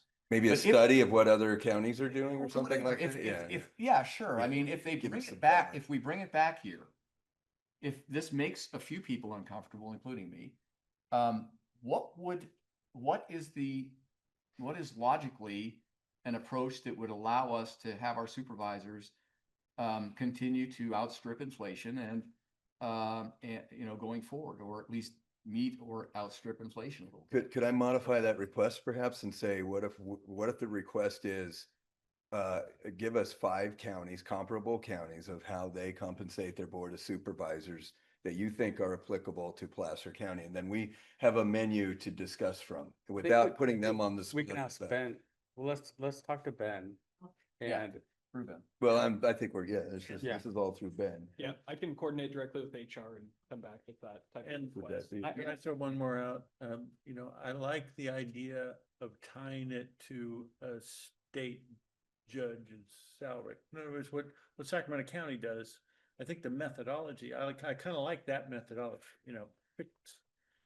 pick something, I don't know that going from 50% to 75% was a really good idea. I think you're gonna find that's gonna be at least one of the proposals Okay, that'll be good. offered back. Yeah, make sure that one's in the hopper. Yeah. That is, according to one of the charts here, over half of the counties use that formula Yeah, right there. right. I'd like to make a suggestion as the chair, based on what I'm hearing. And I think that the issue that we're on with Board of Supervisor compensation return, what, a lot of what we're talking about is the methodology. Yeah. Mhm. I think we could remove this item and then we can talk about methodology. Because Yeah. if we make a methodology change, we're in fact doing Yeah. B. So Agreed. if you guys, we're still That's- in this that's fair. one. And I think that we, so if you guys agree with that, let's make that motion. We can keep talking about methodology, but we need to move on from Dan should B. move that. I'll do it. Dan, move it. Yeah. I'll I think do you it. should Do it, Dan. Just- I think- We are combining them. I don't know if we've. I want to see actually your been- name. Like you said, we've bled over into methodology as opposed to actually genuinely sticking to the point of And your per diem for this. bringing it back to the voters on what would ultimately be a methodology approach. And so, maybe that is kind of the way that we lean is like every, like general election every 4 years, like the methodologies are proposed to the public and they can adjust accordingly. If I can get just real simple with this thing, this concept of Wait, bringing are- this. did you- So it's not just so much don't just move? about the number No, of the time yeah, or percentage okay. increase, but more about the method that's ultimately chosen each time. I think, like I said, if I can get simple about this concept of taking this back to the voters is something that has to be done no matter how we decide on the methodology. Exactly. Correct. So I think it's almost a moot point in the sense that it has to go back to the voters. That's the only way it's gonna get changed. We could discuss how often. I mean, I don't know, what, like Troy just mentioned, every 4 years. I think that's a little excessive personally, but I think that we can take whichever item it is on the agenda, item 1B in the list, 2B. 2B in the agenda. I think we can take that and put it and pull it to the no further discussion or whatever the concept is. But the methodology is the one we need more questions answered, come back next time. And hopefully we'll have enough information that we can make a decision, whether it's abandon the whole idea or we actually like something. Right. And that's kind of what the chair was saying. Yeah, right. So Absolutely. I'm ready to make 2 motions. Oh, Yeah? 2 motions. 2 at a time. Let's go. let's do one right now. No, we'll do 1 motion and then we'll see if you'll give me permission to do a second. I can still poke you in the ribs. I've done that.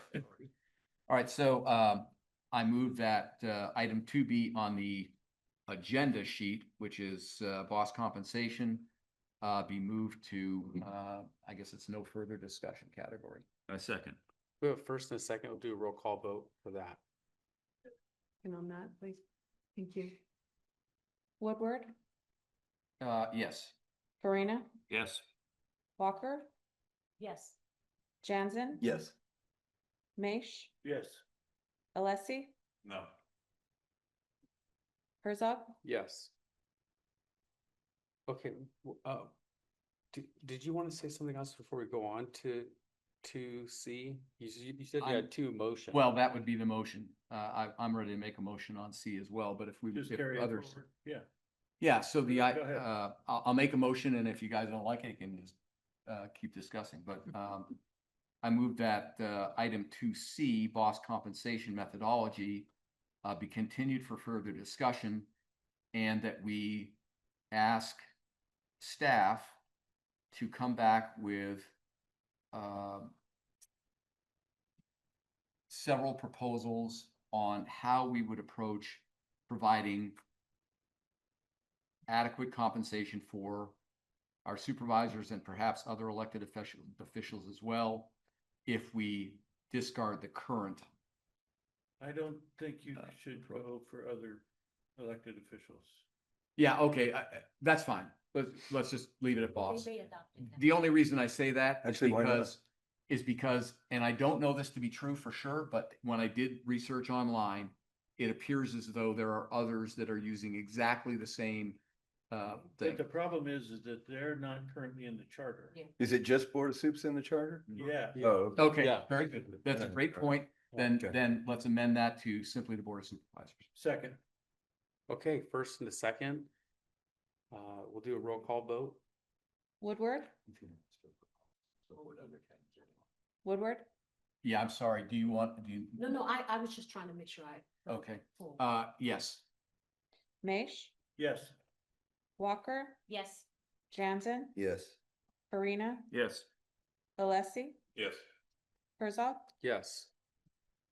Okay, well, we're moving right along here to item 2D on the agenda here, filling of vacant Board of Supervisor seats.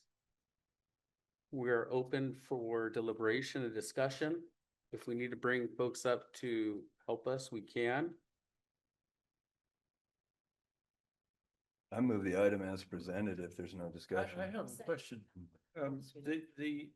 The language about there being, you either have to stand for election or not stand for election, depending on exactly when it happened, was that part of the direction that Yeah. we gave? Yeah. Yes. Yes. The issue was that they were too Yeah. close to an election. Yeah.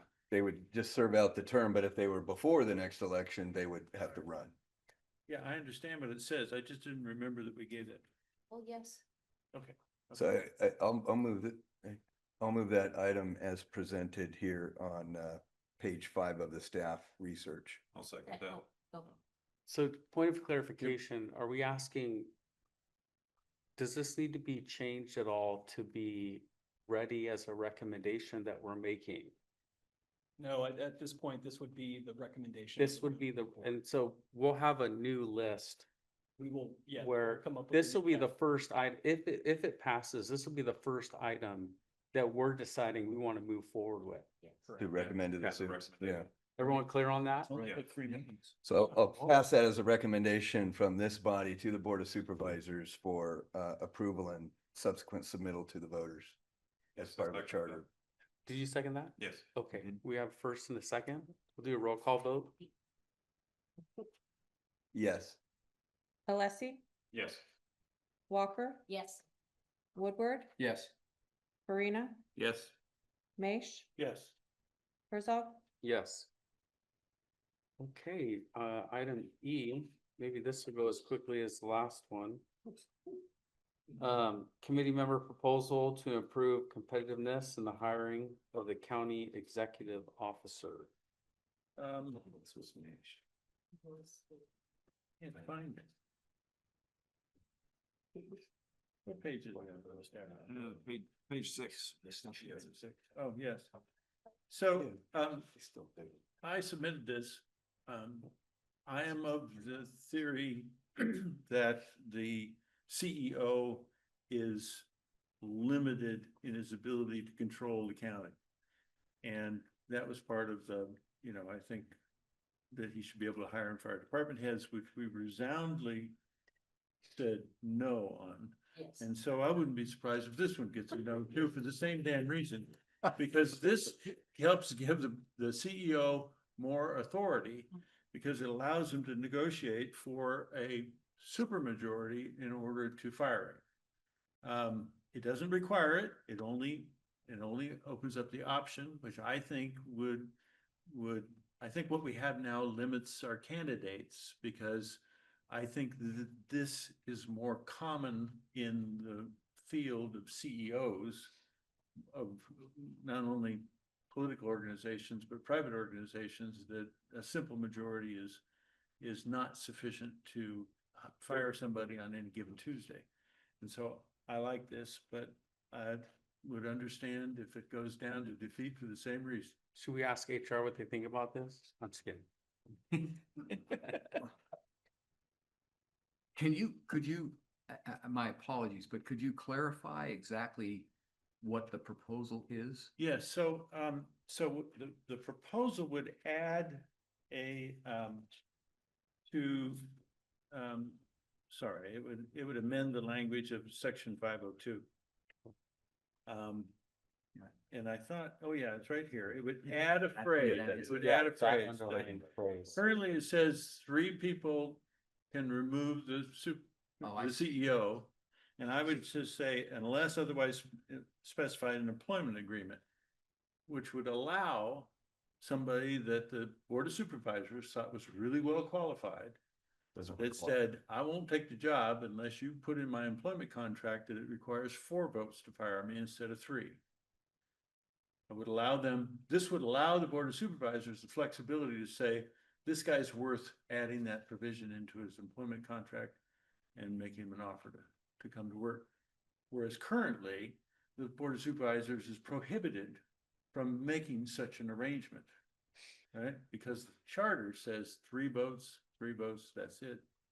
And one of the features of this, I've had some exposure to this in my career at the community college district level. It helps reduce partisanship as well. Yeah. Because even though these are nonpartisan positions, it helps the CEO allow that person to do the job in the best they view for the administration without feeling that the most recent election forces them to change their behavior somehow, which it might anyway. I mean, that's part of what elections do, but it provides a little, if it's negotiated into the contract, it provides a little protection for that CEO. But- Is there a reason why we would be going this route, so that way they're establishing that sort of adjustment off of what is the standard charter language into a private contract instead of just amending it to 4 members of the? No, well, it's allowing for it, not requiring. Right. So if the, Well, but that is kind of political on its own, right? It's just that we're giving the opportunity to whoever might be a potential CEO of the county to say, I'm not taking the job unless you do this. Well, we're also giving the Board of Supervisors the opportunity to say no. I mean, yeah, you know, this just allows them a negotiating point. It doesn't say anybody has to accept anything. Yeah. frankly, there's probably some Board of Supervisors, maybe not on the current panel, I'm not speaking for them, but who, you know, might actually appreciate this clause and the ability to do it because it allows them to have a CEO security as well. There's benefits to both sides on this, depending on the nature of the contract and the times. Yeah. But to the point, it's an option they don't have right now. And that's we're helping enable them to have to negotiate the best executive contract they can under the circumstances of the time. Yeah, it's discretionary. Totally, yeah. So I would move that we forward this as a recommendation to the Board of Supervisors. Second. Okay, we have a first and a second. We'll do a roll call vote. Maish, Yes. Farina, Yes. Walker, Yes. Jansen, Yes. Woodward, Yes. Alessi, Yes. Herzog. Yes.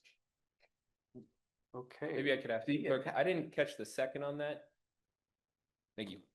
Farina, Yeah, thank you. Okay, we're gonna go to item 2F, performance-based metrics.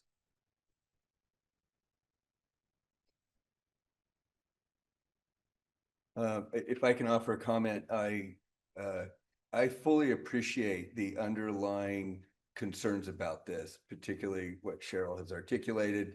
And however, I view this as a management issue, not a charter issue. And I think there is a lot of room for improvements and always improving our performance-based metrics. That's a responsibility that falls on our CEO and, you know, the CEO's management team, and it falls on our Board of Supervisors for accountability.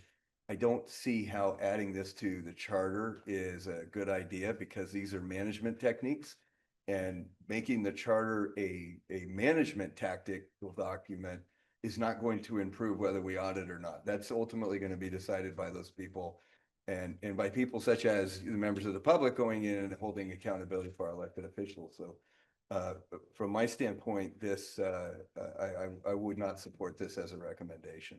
Well, maybe it morphs into a different type of discussion point going forward, because it might be a little bit too narrow of a purview, but I think transparency is ultimately the you know, operative discussion for this type of thing, because I think as the public's indicated to us thus far, it's one thing to give transparency about the end result, but all of the stuff in between is not easily sorted out or discoverable by them. And it seems to be a pain point. And so whether we actually have an opportunity to amend the charter for increased transparency that would ultimately relate to performance metrics being properly audited by the public, I would be in favor of that. Audited or shared? Well, I question whether any of the, I'm not saying they have to audit themselves, but so much as the way that the resources and information about how contracts are going and who it's shared with is mandatory in terms of like making that available. Because I think as far as what I've learned from public feedback up to this point is they have a heck of a time getting anything that isn't already done. Information about certain projects, saying like, oh yeah, we've entered into a contract with such and such nonprofit entity and they've agreed to do XYZ things, but they're not able to actually track how it's going in the interim before there's ultimately a result in this is what was accomplished. If I may, I fully agree where you're headed with this in terms of that accountability. I don't believe the charter is the place to do that. Any language in here would probably, where you're going has a much higher level of complexity than we may be appreciating here. And to try to articulate that in a charter document that leads to the level of transparency that perhaps, I don't even know what level we're talking about here, right? This is a good idea that is a very difficult proposal to ultimately make work, where I think everybody meets their expectations. So, I mean, again, section 302 in duties of the board. You have subsection E, establish a system of priorities and levels of service which are to be provided by the county to the public and among the departments of the county. So you So have is that an something, opportunity to expound upon? or just if, you know, I think I think your issue here is not a charter issue, it's to go into the Board of Supervisors and ask for a fulfillment of this clause that meets the expectations of the public. And I don't see how we expand upon that in a manner that's going to capture all the transparency every member of the public is going to be interested in.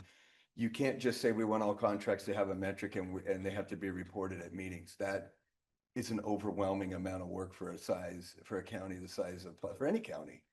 And it's a tremendous amount of staff work. And I don't know that you ultimately get a lot more value out of that. So it's a worthy objective. I'm not questioning the objective in any way. I'm just questioning whether the charter is the tool for that. And from my standpoint, I don't see it. that should be an informational report to the board supervisor.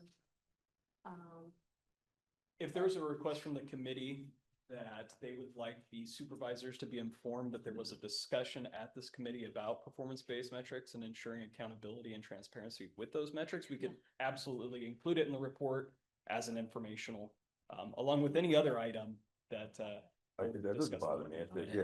I think the conversation's well worth the Board of Supervisors hearing.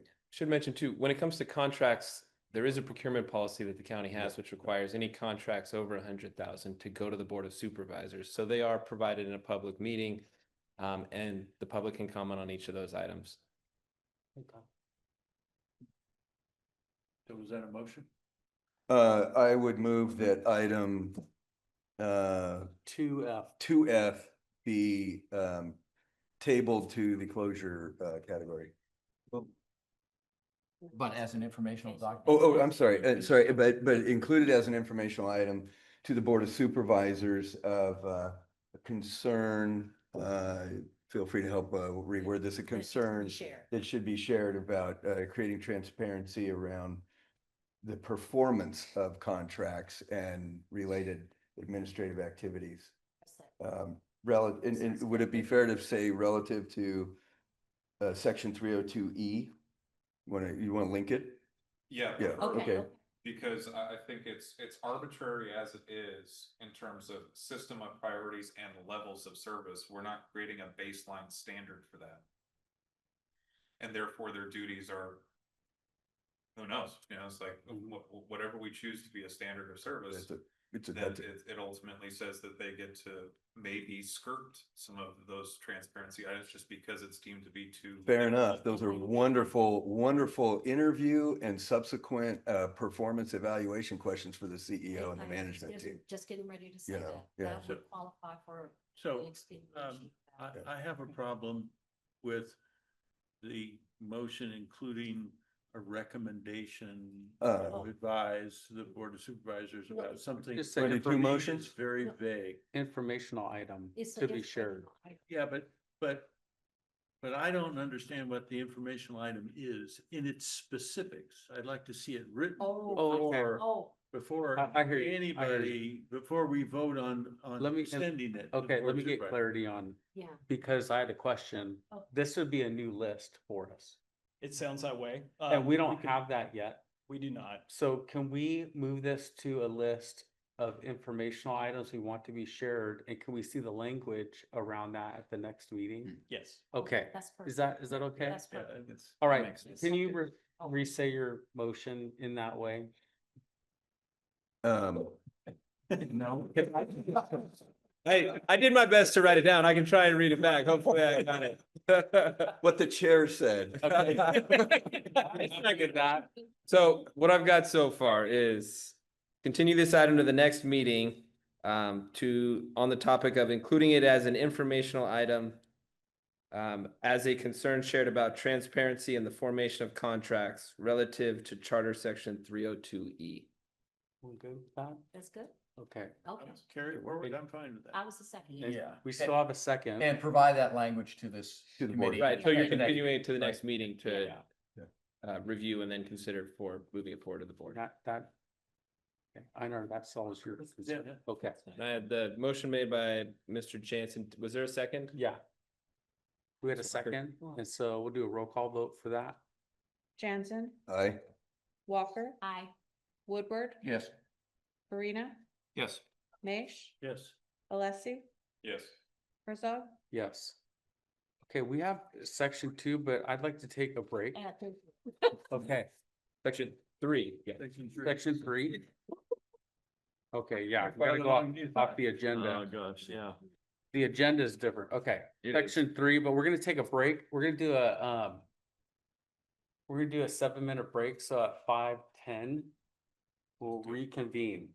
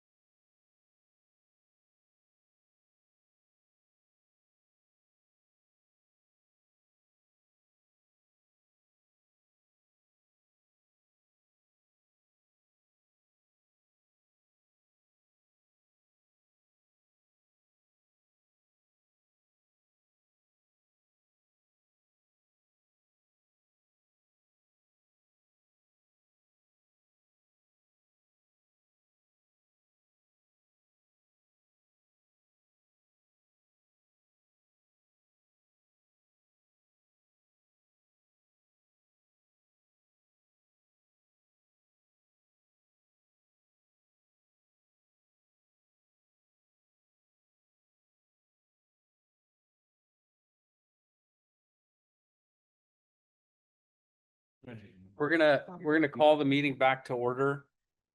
That's my gavel. We're gonna move to item 3 on the agenda, informational reports. And so staff, Great. The committee has requested that staff provide additional detail on the following items and assess whether they fall within the purview of the charter. While these items are not directly governed by the charter, several related considerations are outlined in the staff memo and attachment A for the committee's review and discussion. These items do not necessarily need formal actions. On to the first one, employee classification and compensation study process. After receiving public comment on this item, the committee requested a summary of the pre and post Measure F classification and compensation study process. Measure F was approved by the voters in 2020, shifting the administrative review function from the Civil Service Commission to Human Resources. The Civil Service Commission still retains its duties related to grievances and disciplinary appeals. So as far as the existing process goes for the classification and compensation studies, generally they're outlined as Human Resources receives a request to initiate the study. HR then conducts the study and provides those results to the individuals that requested the study, which can lead to a couple potential outcomes.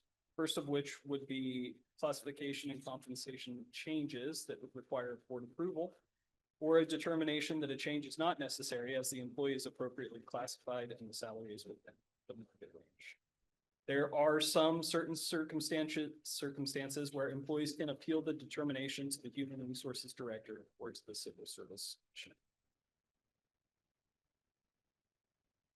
Commission. Prior to Measure F, the same process took place, but those decisions from the Civil Service Commission could not be appealed to the Human Resources Director. So basically just shifting over the function from Civil Service Commission to the HR Director and allowing that appeal process to take place as well.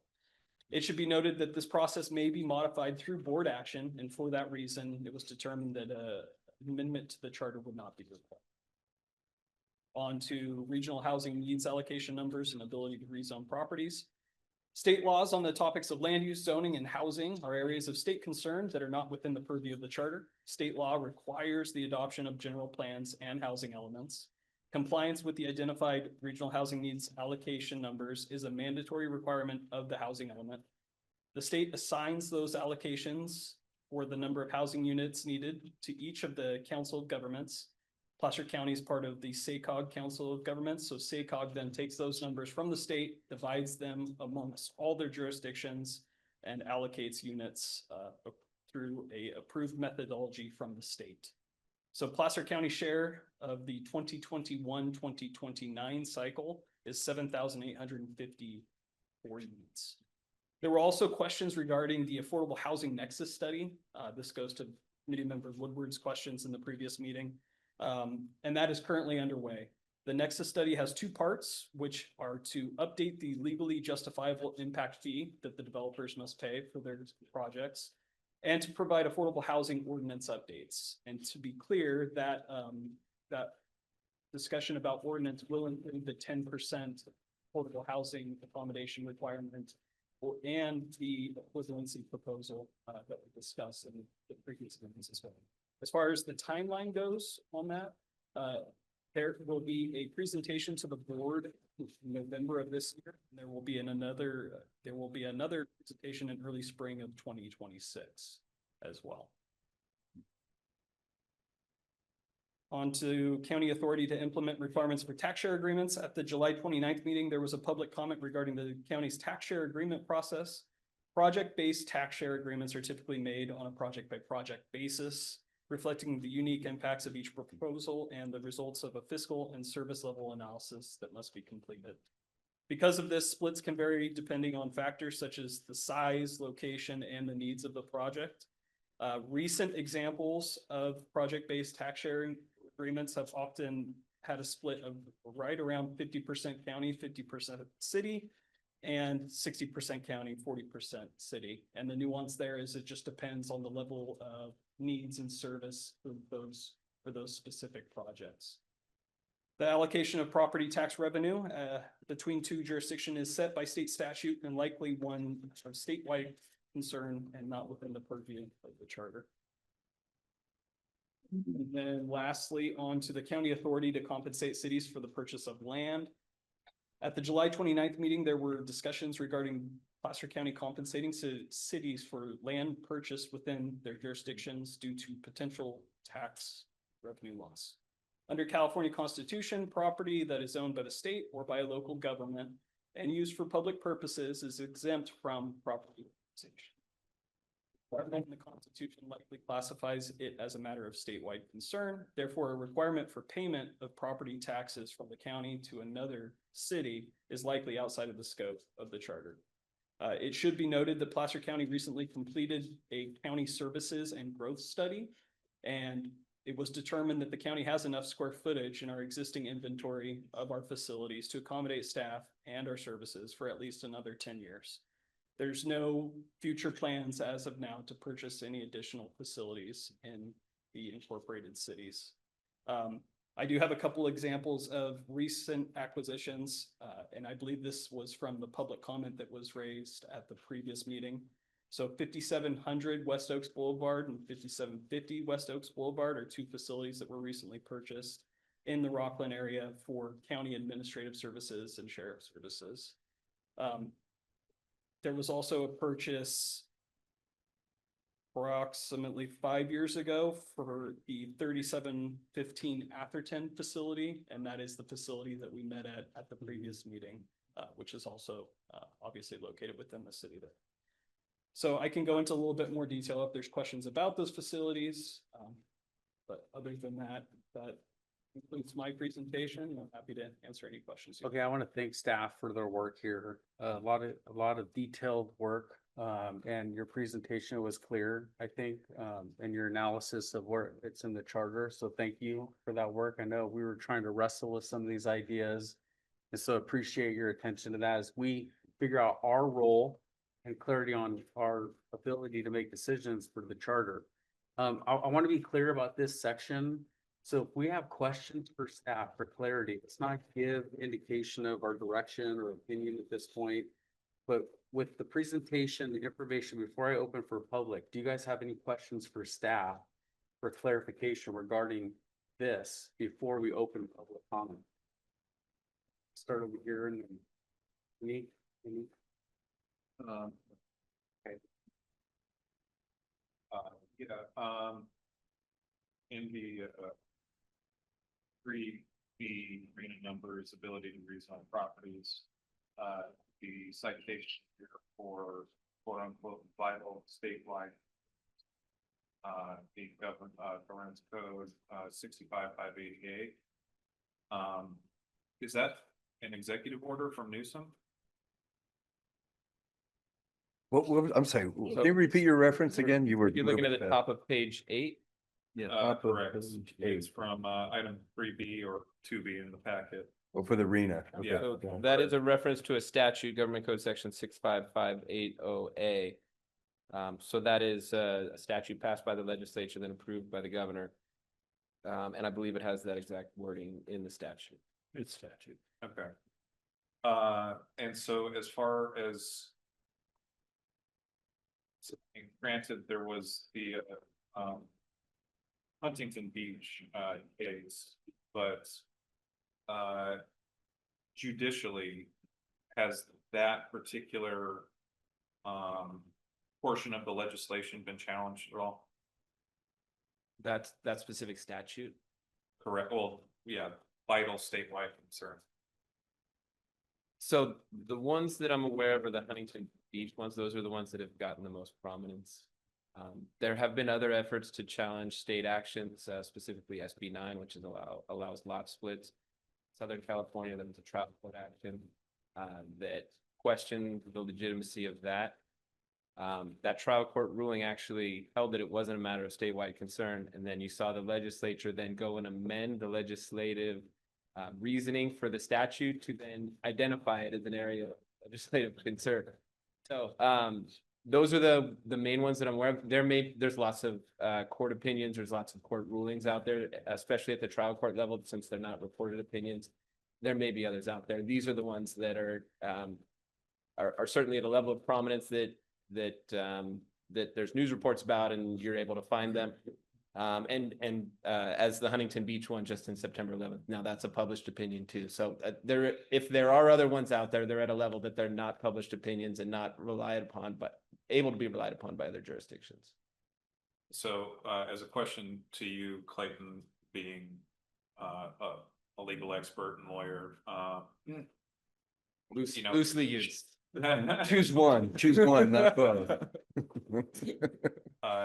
You probably know as well as we do that, you know, we've all been taught since we were kids that, you know, there's a checks and balances system in government, right? In that we have an executive branch, legislative branch, and a judicial branch. And more often than not now, it seems to be that, you know, the executive and legislative, like, you know, shoot first, ask questions later, and let the judicial branch figure it out. I know you've kind of given us a general opinion of the circumstances, but especially when it relates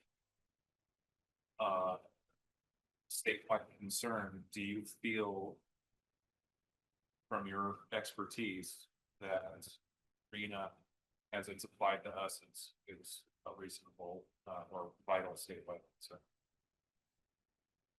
I mentioned it before. I think there's no room in the charter for commitments to something that happens with being a member.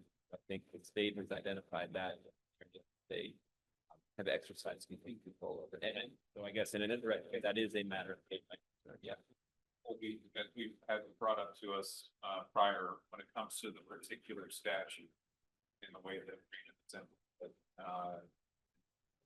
There's obviously a portion of that provision or that clause that move fee. They don't actually have to do affordable housing. They just pay an extra fee in order to it being quote unquote affordable, but they still build the high density units nonetheless. Feel that is like something, because we talked about the idea that we could bring forward ideas that are mandatory nature for the board. Correct. I believe so. Yeah, is that a question for me? Yes. Yeah, so You're looking for. I think that's kind of where we're going at. I mean, you were just focusing on the fact that we don't have any room in charter per se, but is there an opportunity here for us to be presenting something for the board to be looking at as a form of like statutory? Got it. Yes, so I guess the authority to include something in the charter is parallel and the same as the authority of the board to act on it. So the board couldn't pass a resolution that contradicts with a state requirement. That action itself would be invalid. For the same methodology, if it's a matter of statewide concern, then the county doesn't have any authority by the charter or by board action through a resolution to impose something. That help? I suppose so, but doesn't that ultimately result in, you know, us kind of having to sit on our hands because, like, as we pointed out earlier, you know, the state auditor is telling the state that their numbers were inappropriate and unreasonable. So obviously, we're just having to wait for the legislature to finally agree with the auditor before anything ultimately trickles down in our favor. With respect to that, you would need state action to modify the RENA numbers for the county to no longer have to comply with. No. Thank you. I have a clarification question on this, on page 8, middle paragraph, starting with recent opinions. If we jump down, the staff report explains that the Huntington case was pushed to about midway through. It says the matter was pushed to the 4th District Court of Appeal that held no opinion was cited by either party, et cetera, et cetera. And that happened in January of 24. Then the last sentence of that, then 2 sentences later, it says, a recent published opinion by the 4th District on this matter in September of 25 reaffirmed the position. Why would the court, just interested in the process here, why would over a year later, the court, 18, 19 months later, the court issue that opinion? So there's a lot of opinion history here. Basically, you had a state court ruling that was made at the very initial stage, and an interlocutory appeal was sought to the Court of Appeal. So basically, before the trial court matter had concluded completely, they went to the Fourth District Court of Appeal for a ruling on it. The Fourth District said, not a matter that we discussed. Then you have the trial court ruling playing out and getting to an end result, and that getting appealed up to the Court of Appeal. So the Court of Appeal hearing that matter. I would say City of Huntington Beach has been very proactive in filing at every possible opportunity to appeal a decision, and with the hope that they will get a contrary opinion. We now have two Court of Appeal opinions, trial court opinion, and we have a federal court opinion that have all ruled consistent.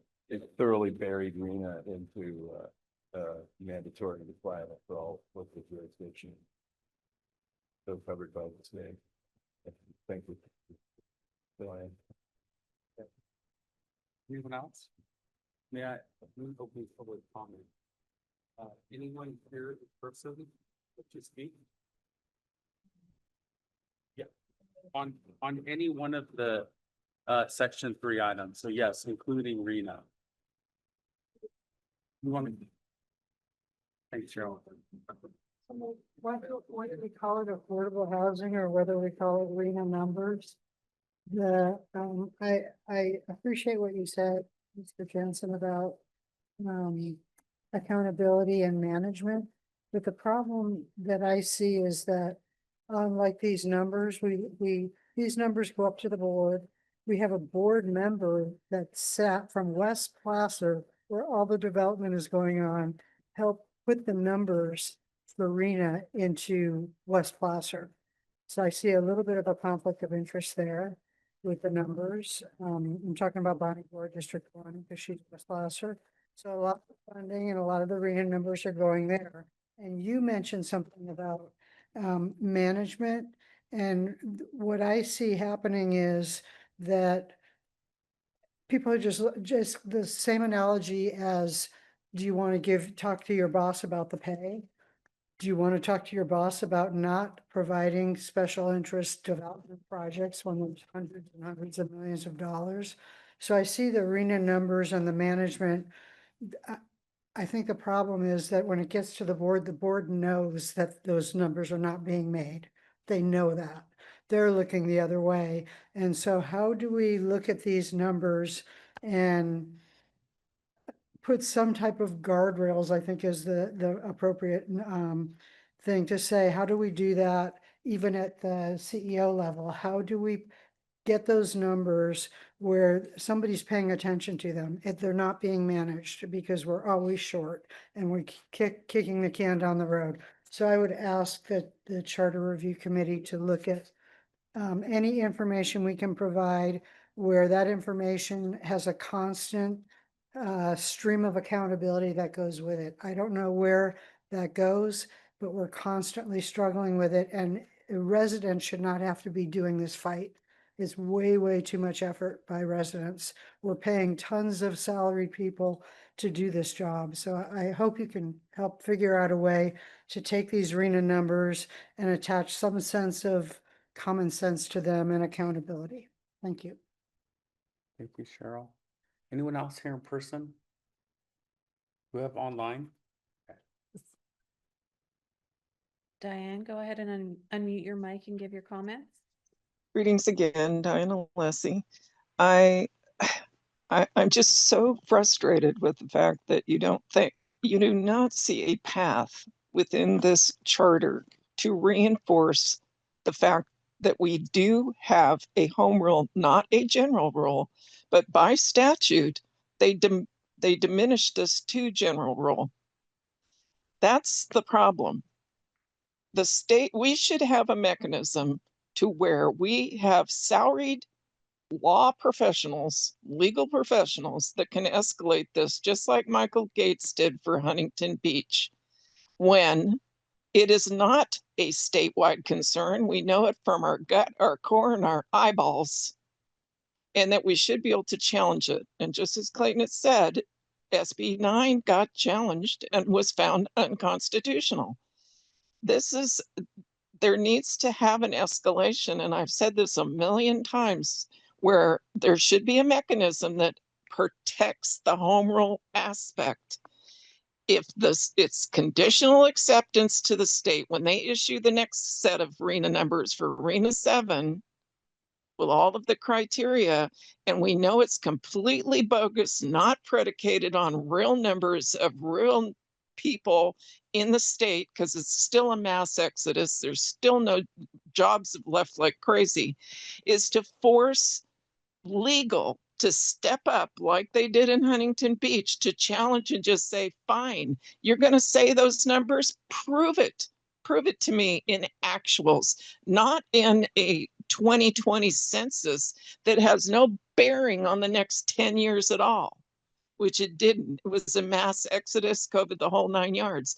There has to be a connection between protection of home rule against the state unconstitutionally just saying, oh, there's this little statement. All I have to say is statewide concern, and boom, boom, boom, we relegate all of these counties that are, or the few handful of counties actually, that have that protection and fought for it.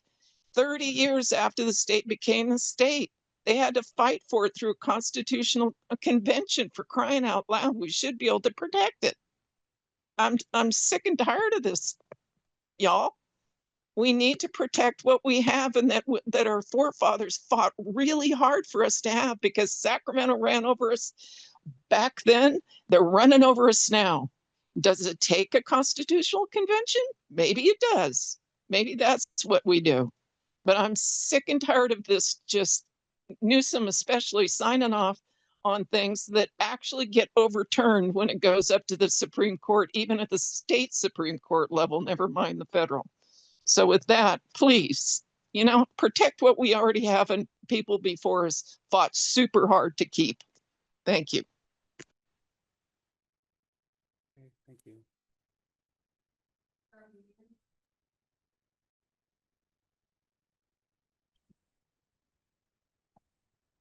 Hi, am I on? You are. Thank you. Michael Garabedian, Placer County Tomorrow. Several things. First of all, about this group itself, there's no phone or address on the agenda, and I don't know how to find them. I didn't know how to call in. There was no public comment period when you were voting on items. Maybe I missed an announcement about that, but I would have certainly liked to have commented on at least one of them. So I think that what is needed, if it's within the authority of this group, is to review the functions of the CEO office, to do a statewide or comparison of similar or other related counties, to compare what the CEO does there and what it does in Placer County. For instance, it has taken over, in my view, planning functions, significantly taken them over. And we need to, a great example, unfortunate example, are development agreements. You see development agreements after the project's been approved, before it's built, during it's built, when it's at, some of them just go, they're multiple, all done by the county exec's office. One example. Now, the Board of Supervisors approve community service districts. This is a local agency formation commission function. And they're supposed to, and the board has said that they don't require LAFCO approvals. It's been said when I've raised that issue in any event. Another example is the local agency formation's job. The LAFCO's job is to decide which entity is to provide services. Well, I'll leave that at that. And I'm going to mention a specific example where LAFCO was seeking information on community service districts. And basically, as I heard the county exec and a board meeting refusing to do that, or seeming to promise maybe indefinite delay, which is what it sounded like. I hope I misunderstood it. So that last point about the CEO, I think, is a critical thing if within your authority, because planning is done very much not very much that it should be done by the planning commission, including that, what I mentioned earlier about having no appeal if they make recommendations. So, but thank you so much for this opportunity and good luck to you all. Thank you, Michael. I think I'll say for staff that on the front of the agenda has an address and a link to the Zoom meeting, and then we did public comment, so sorry that you missed that. I'm sorry that you missed that. Anyone else? Okay, we're going to close public comment, and like we did last time, I think we'll just discuss each one of these individually, and you can have a chance to share about that, but I'll just reiterate that it's staff's analysis that has found that these are not part of the charter review process. And so we can start with employee classification compensation study. You guys want to discuss that, or? Well, you know, I wish the gentleman was here that actually brought this to our attention. Yeah. Because after reading the material and recalling what we went through 5 years ago, I'm kind of confused as to what to ask.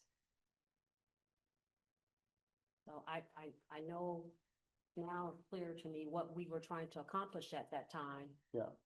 And the vote, I mean,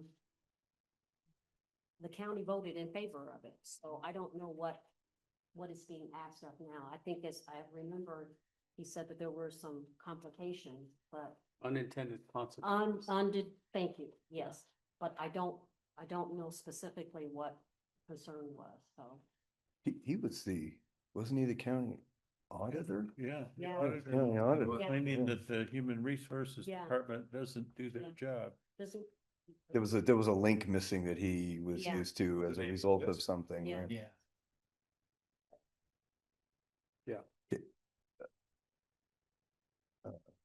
Do you want, these aren't action items, so we don't need to No, require we're any not gonna- motions, correct? We don't need to do any Okay, motions for, I'm just giving opportunity to speak. Sure. I think Yeah. that we And it should, is. I think that we should either agree or, because I disagree with some of these, but this one I agree with. So Okay, I think a motion to take this and remove it from the list of items under consideration would be appropriate. But it's really not under It's consideration. not on. Not it's under being- consideration. These are This just informational. Yeah. yeah, So there's no action item. We can The matter. discuss them if we want to, but in this case, you know, if we Okay. don't even know what we're discussing, we can say, we're done. Yeah, and these are- move on. But these are kind of up for something to give to the board potentially as far as Oh, what sure. we've discussed and. Like an what we- information item. Yeah, correct. So Yeah. these are identified as informational items here. If Yeah. there's an interest to put them back on for consideration, you can certainly make that motion to continue this item yeah. for next time to be you know. heard and considered, and then we can I put would, that. I back would for actually next time. offer that we do that in section 4, new topics to consider. Can we make that part of that? Meaning that these are You already. can, this is the proper spot for them because they're identified here. Okay. Okay. So yeah, if there is, they are listed as informational reports, so you can't take any action on them Right. here, other than to continue it to another item, Yeah. to another meeting to then Yeah. take action on them at that meeting. And they would need to be, in my opinion, they would need to be somewhat different to be on the agenda again, because we've addressed them as they are here and Mhm. determined that they're not part of the charter review. So what you have is staff's recommendation at this point. You don't have a decision on the charter, from the charter review committee to not analyze this Yeah. further. Right. Okay, all right. Should we go on to B then? Okay. Let's go to regional housing needs assessment, RENA numbers, ability to rezone properties.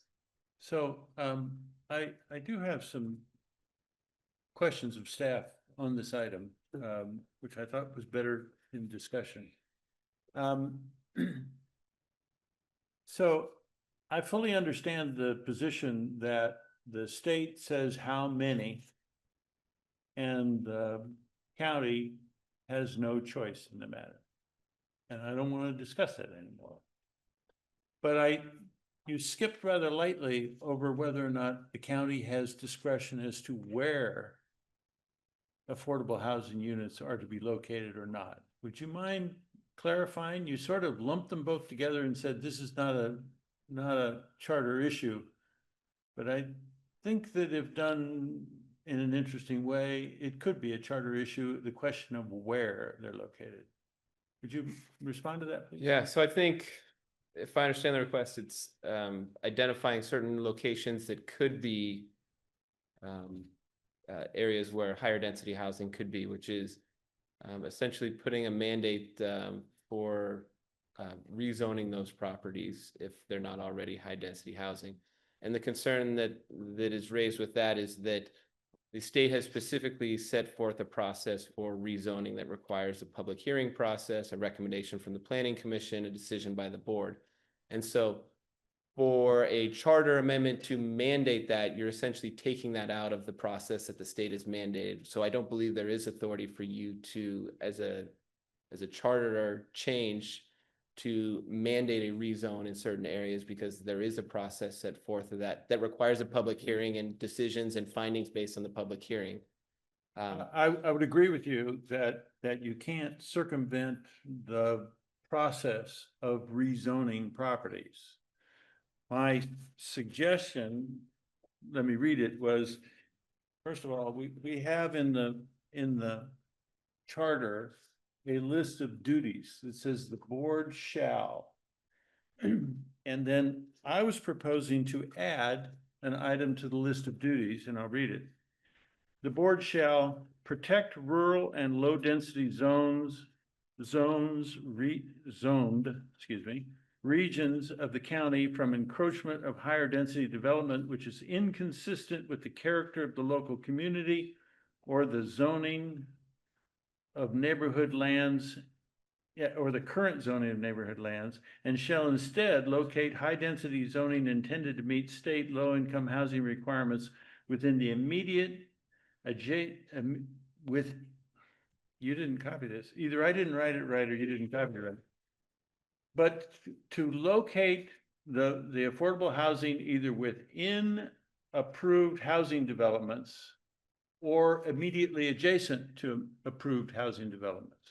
So if I may put it in plain language, we set a duty of the board, I'm proposing, that RHNA affordable housing units shall protect rural areas of the county from encroachment of high density that is inconsistent with the current character of the neighborhood, and shall instead require that the high density development be either within approved subdivisions or immediately adjacent to approved subdivisions.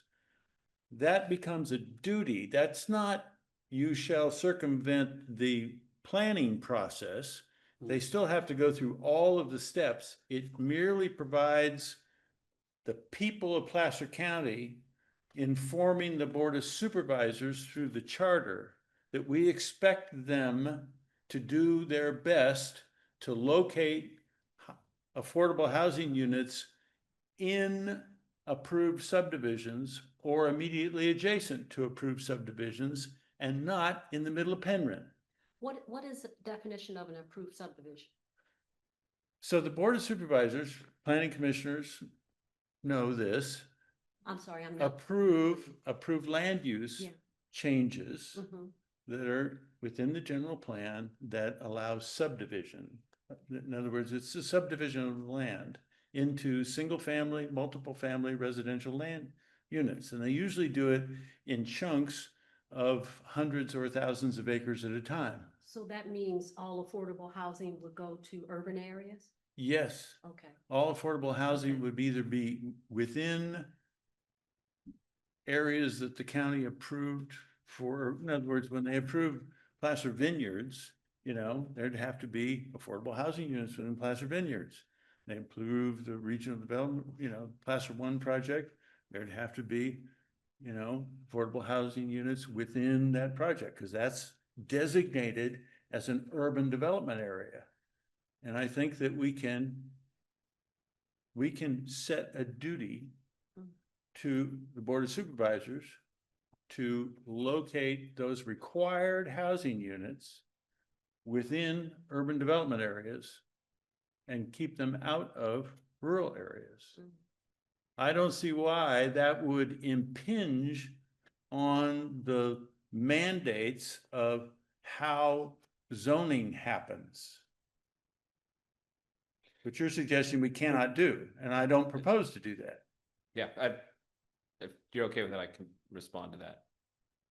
Yes, I think that putting any kind of parameters on what can and can't be rezoned is exactly something that exceeds the charter's authority because there is a state process as to how you have to determine rezoning and the findings that are required for it.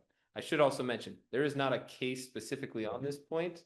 I can only give you my recommendation of how I think a court opinion is going to play out based on the case law. And that's part of the reason why I included all of the cases that have dealt with charter matters in there, is because we get to a point in a lot of these topics where there's not a case directly on point. I've got to go based on the guidance of those cases and what I think will likely happen in terms of playing out. One thing I should mention though is talking about areas that are better for rezoning for high density. That is squarely a general plan type issue. Yeah. And we are going through a general plan amendment process at the county right now. Right. That seems to fit better in this than it would in a charter issue. And But if I the do think Board you've of got legality Supervisors, issues with the if the Board of charter. Supervisors was directed by the people through an amendment to the charter with a duty to try to locate those things, then the Board of Supervisors would have to take that into consideration when they were approving the general plan. Oh, well, we've got a duty to co-locate residential housing with other residential housing and not put a chunk of high-density residential housing in the middle of a community that is out of character with the existing community. What you're seeking to define is far more complicated than you perceive. Exactly. It is much more, it is very clear in the circumstance that has been raised out in Penryn. That's pretty clear. I don't think anybody questions the dynamic that goes on there and why that's a concern to that community.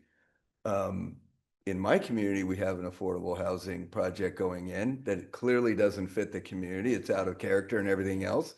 So, but I don't live in a rural area subject to definition. And so this is a far more complex item than we could possibly solve in the charter. And even with that proposed language to drive a policy and a strategy, the enforceability of that is going to be highly questionable. And I would submit to you that that's what the political electoral process is for. Even as challenging as that is in the particular circumstance that you're facing, or I'm facing in my personal circumstance, I just don't see how that gets us where we want to go. And it puts everybody in a presumed solution that's not a solution at all, which just means more political unhappiness, chaos, and so on and so forth around that. So I understand what you're trying to get, really sympathetic. I don't think that's a solution. Well, I do agree that what this is trying to force the Board of Supervisors to adopt a strategy. And given that it's only a strategy, it provides them a lot of latitude on how to interpret it. It implies people who are upset about whatever the eventual solution is, a lot of ammunition to challenge the decisions, and it makes it messy. But this is messy. And the Board of Supervisors said, Penryn. It just blows my mind. Okay. I have quite a bit on this. So I don't think it's so much so that we're automatically getting this recommendation to go through. I'm very much on board with how you've structured the methodology for the proposal.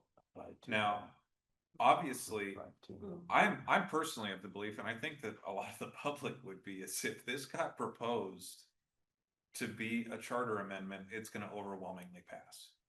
Now, it really is just the board's problem at that Can point. I ask It's you not- something on that? Yeah. You're suggesting that the majority of this population that lives in an urban area is going to support that proposal.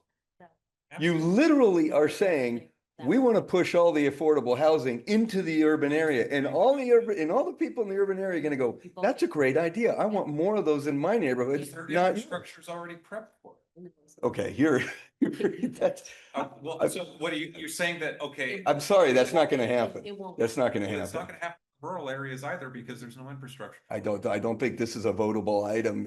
That's what makes it frustrating for everybody in the state right Oh, now. Let Yeah. me pivot here to Clayton. Does the language that Einar has presented as a potential recommendation to go up to vote for a charter amendment, does it fall within that item 2 of the legal analysis for a charter amendment of a county may not through its charter incapacitate itself to perform public functions? Does that potentially qualify as that? Or would that just be the problem of the board to figure out because they have to be working within a narrower purview of where is viable to do affordable housing? So it doesn't fall within that category, but I believe it is an area that has been the subject of state law where state law has provided requirements. So therefore it is not an area that can be identified for designation at a local level.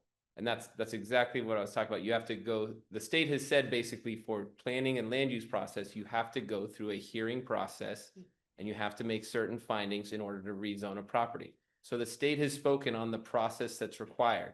So my recommendation that this is not something that's a charter item. You can still, this is just my recommendation, right? You can still push this forward to the board and I'll say the same thing to the board. I don't believe this is a charter item.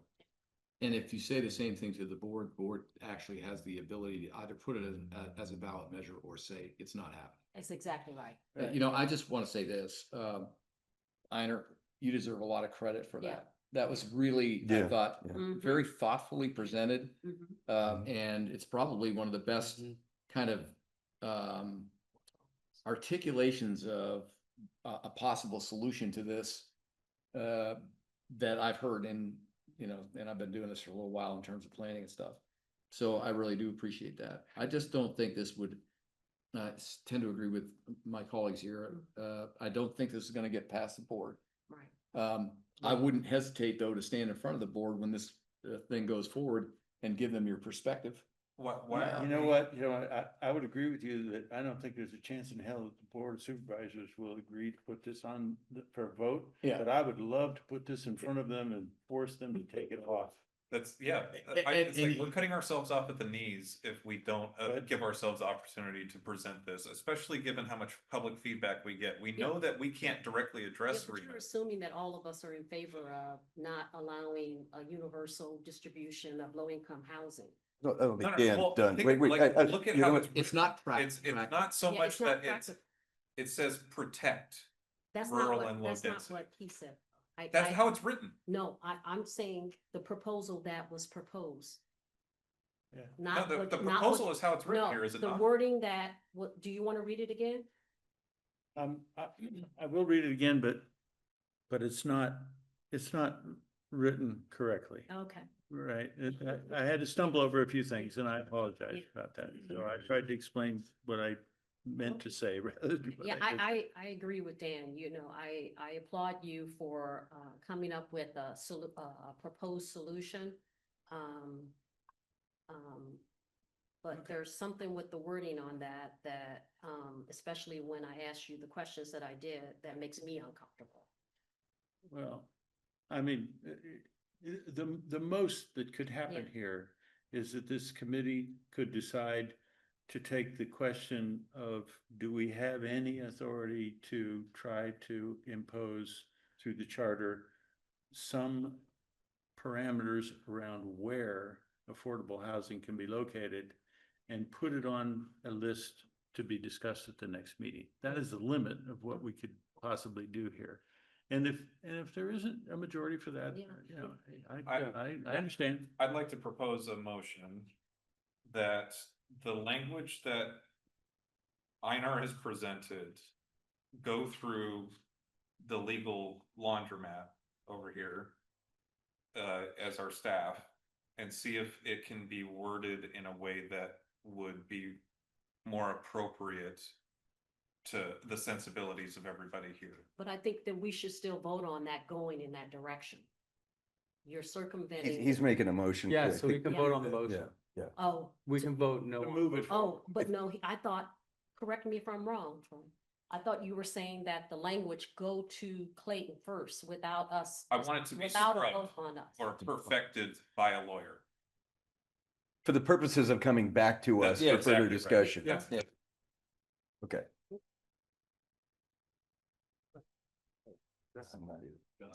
Little static. Yeah. would- You I would- you can propose it, yeah. So we have a motion. I understand. And Oh, this would oh, be to sorry, I didn't return hear at the that. next Yeah, meeting. my second. That Okay. proposal, Right? Thank you. Yeah. We have a first. Comes your vote. Sorry, guys, we have a Okay, first and a I'm sorry. second. Can we have that motion read back to us? Take a shot at it. The motion is for staff to consider the language that committee member enter, included on page 7, see if it can be modified in a way to be presented to the board. Be brought back for the next meeting. And put on the agenda as an item for action for us to consider. Maybe that's. Yes. We have a first and a second. Let's take a roll call vote. Alessi, Yes. Nate, Yes. Walker, No, Jansen, No. Woodward, Yes. Farina, Yes. Herzog, Yes. Okay. We didn't really go through all of these yet, but all, 3C, county authority to implement requirements for tax share agreements. Any, I do have, I don't get to talk a lot, but I do have a question about this one. I think there's been question from the public about this. I know it's not necessarily a charter review, but could we establish some independent body to help review tax share agreements with the cities? Is that something that we could do? So, yes, there is certainly is case law that allows for the creation of committees or boards, and that's some case law and charters that provide, that allows for that opportunity. I think there are just a couple things that you want to consider in deciding to make a recommendation along those lines. And that is, once you create a committee by way of charter, then it's set in the charter and remains in the charter till the vote of the public removes that. That committee is also a Brown Act committee, so in terms of staff time and effort, the county would then be bound to hold those meetings unless a vote of the public remove them. So if at some point 5, 10, 15 years down the road, they became ineffective or unnecessary, the county would still be holding those. So there is some permanency in including it in the charter.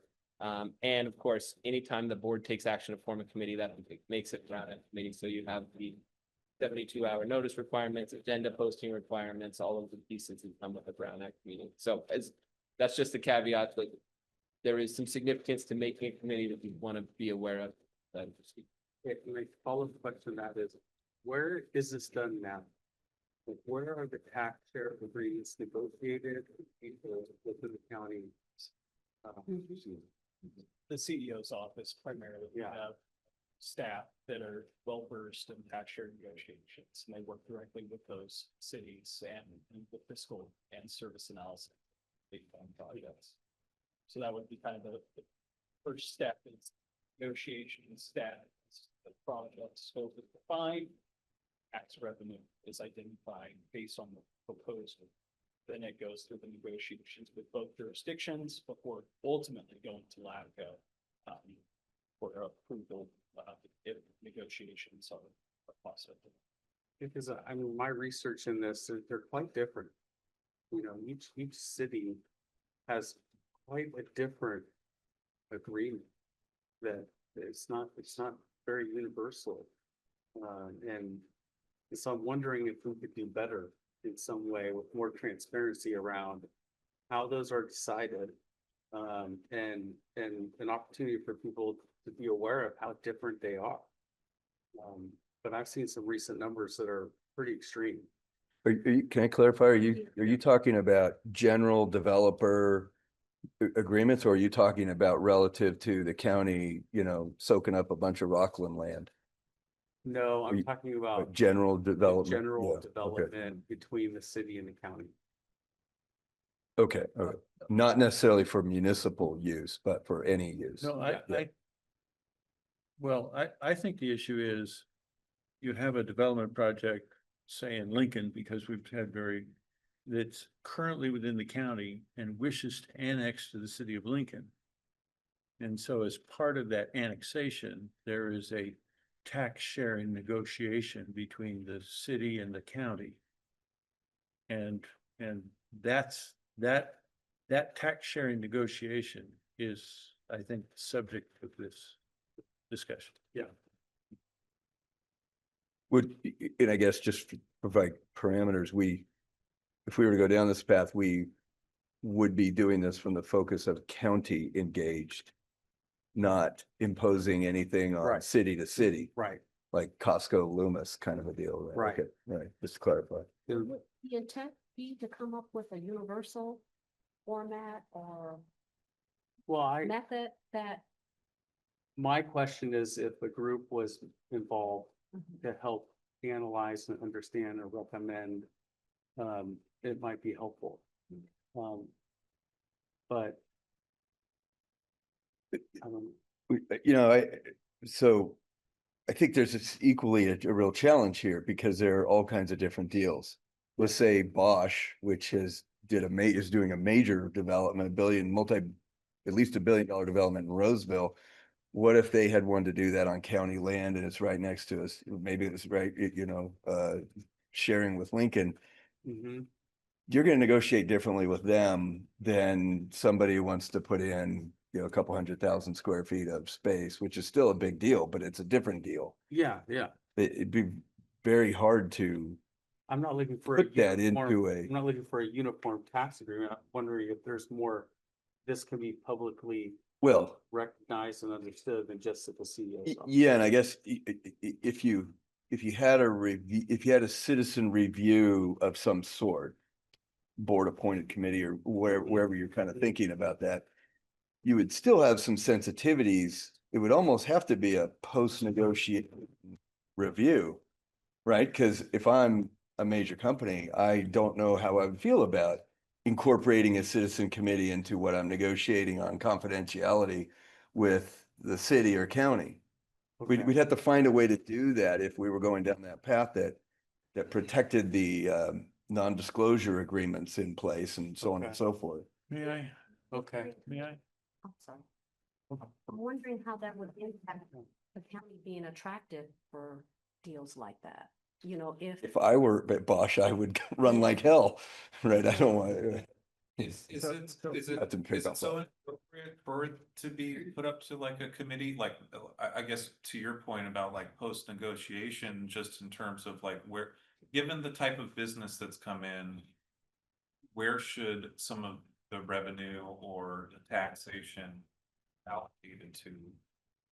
As far as like, this is what is ultimately moving to, like the economy of that community, and therefore what is needing support through the taxation. Well, but that's why we elect a board of supervisors and city councils and they have planning departments and CEOs to, I mean, that's their job. So what we're kind of headed here is, I think what we have to be careful of heading to is adding another layer that sort of, well, even if it were advisory in nature, which it kind of have to be, it's adding a layer here to some very potentially complex negotiations and discussions. Do we feel that there is enough man hours already applied to this? Yeah, I don't know. Yeah. I don't know what the issue is. Well, let me just state real quick. This issue was born out of the county putting quite a significant amount of office space in Rockland. Yes. No. Because this is No, This was from Lincoln. wasn't this the issue I raised about? The mayor of Rockland was the one that came to us. Yeah, I remember. This is not about No, the loss of property tax by the Oh. city of Rockland. Okay. So This is, the city of Lincoln came and made a Yeah, the city of presentation Lincoln before us. Is quite. And Jill Galdo, isn't she with Loomis? No, she's with Rockland. She's with Rockland. So the city of Lincoln City of and the Lincoln. city of Rockland came Yeah. and said, not in so many words, that the tax sharing agreements associated with the annexations of land from the county to the city are unfair. Yes. That the Yeah, county is okay. unfairly taking too much of the tax. Yeah, For And, Lincoln. and it's, you know, in the law, it's both parties have to agree. Mhm. And so the county can just say no until they get what they want, right. while you've got these developers beating on the city, come on, you know, we'll go ahead and pass a Mello-Roos and we'll, you know, do all these other things. So I have suggestions. So Sorry, Um, I'm sorry, before you get there, is this pertaining to this 60-40, 50-50 split that's described in here? yeah, Okay. which is not exactly what I heard from Sean Scully, but It wasn't, yeah. be that as it may. I actually have three suggestions, right?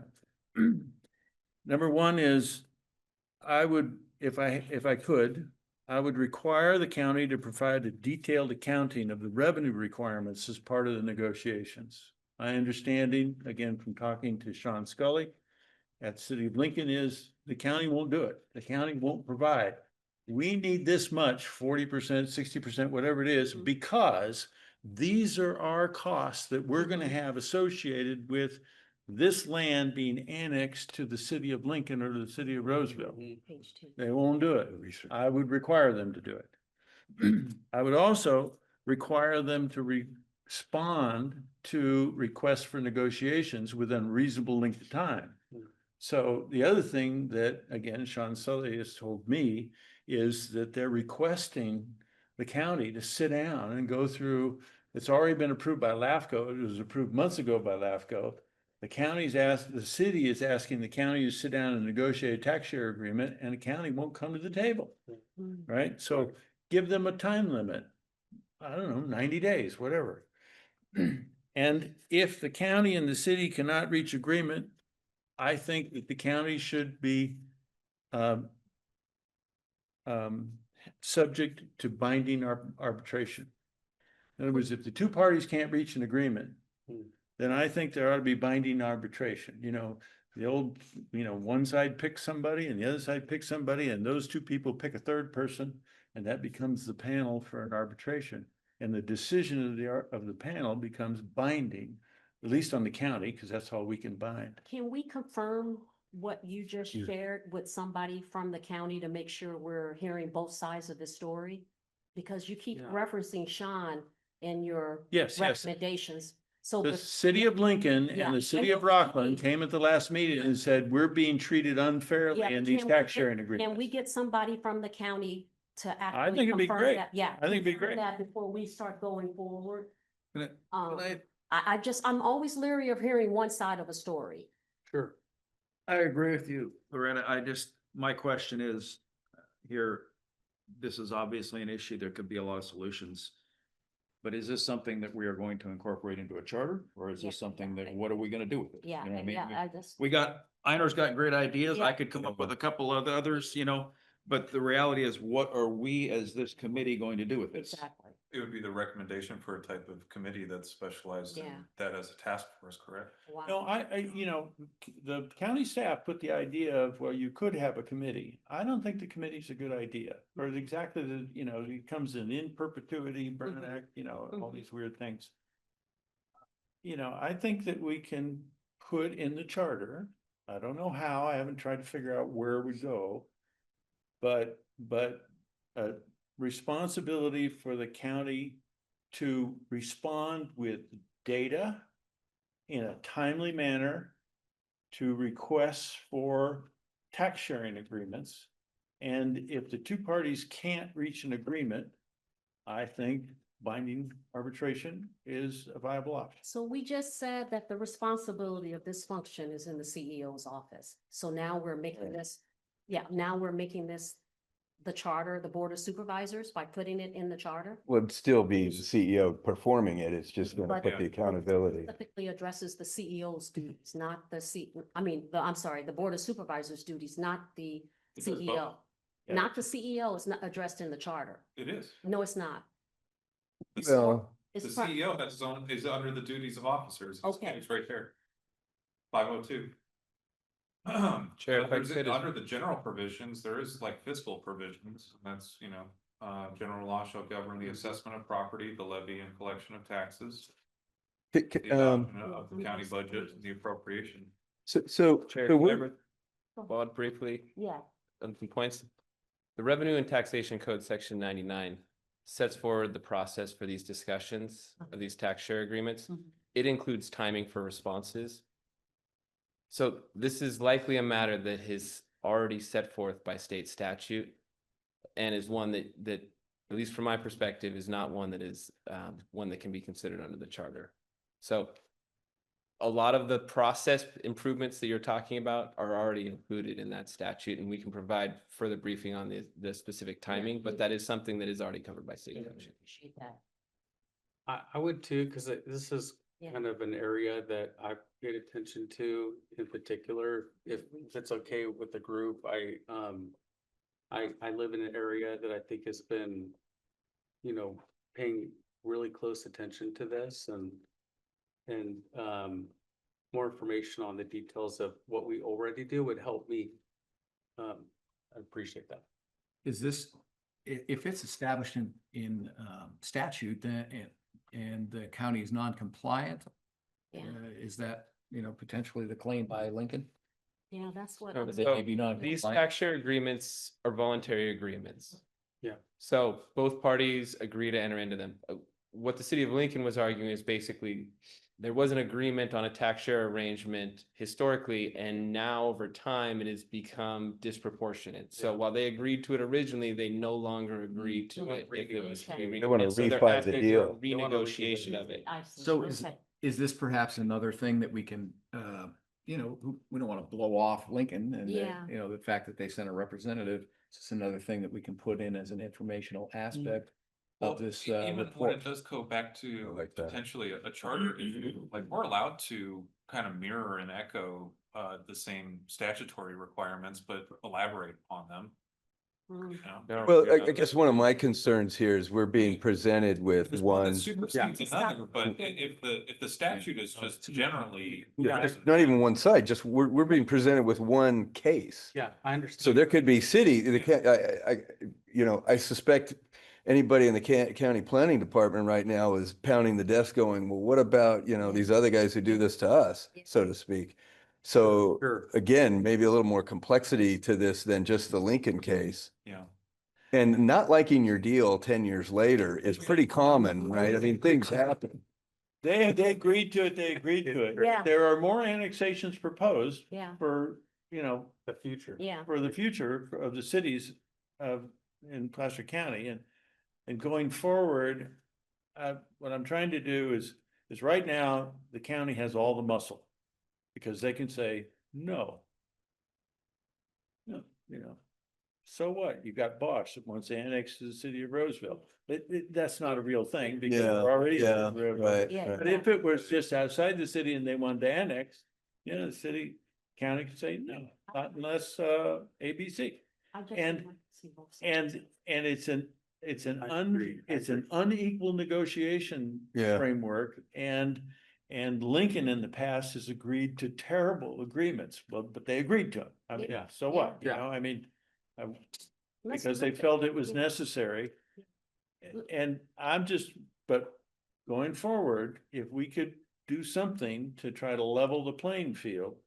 Because who suffers is not the city of Lincoln or the city of Roseville. It's the people that end up moving into those subdivisions where the city agreed to give away virtually all of the property tax. And now in order to pay for public services, Yeah. they got to put a mellow roof That's right. on. It's It's very- huge. Yeah, those are gonna be affordable housing because they're gonna be pushed into the urban areas from your other proposal.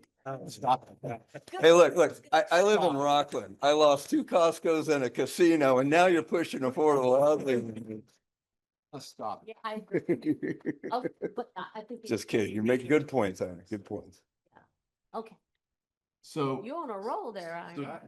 I guess we that's got a up couple to- of options here. We can put this on the agenda for next meeting, ask for the staff to come in and report on this a little bit more thoroughly. Yeah. Perhaps even do a little research on the specific issue of Lincoln, use that as an example, and perhaps take a look at some of these other things as well and talk through this with some degree of specificity. Yeah.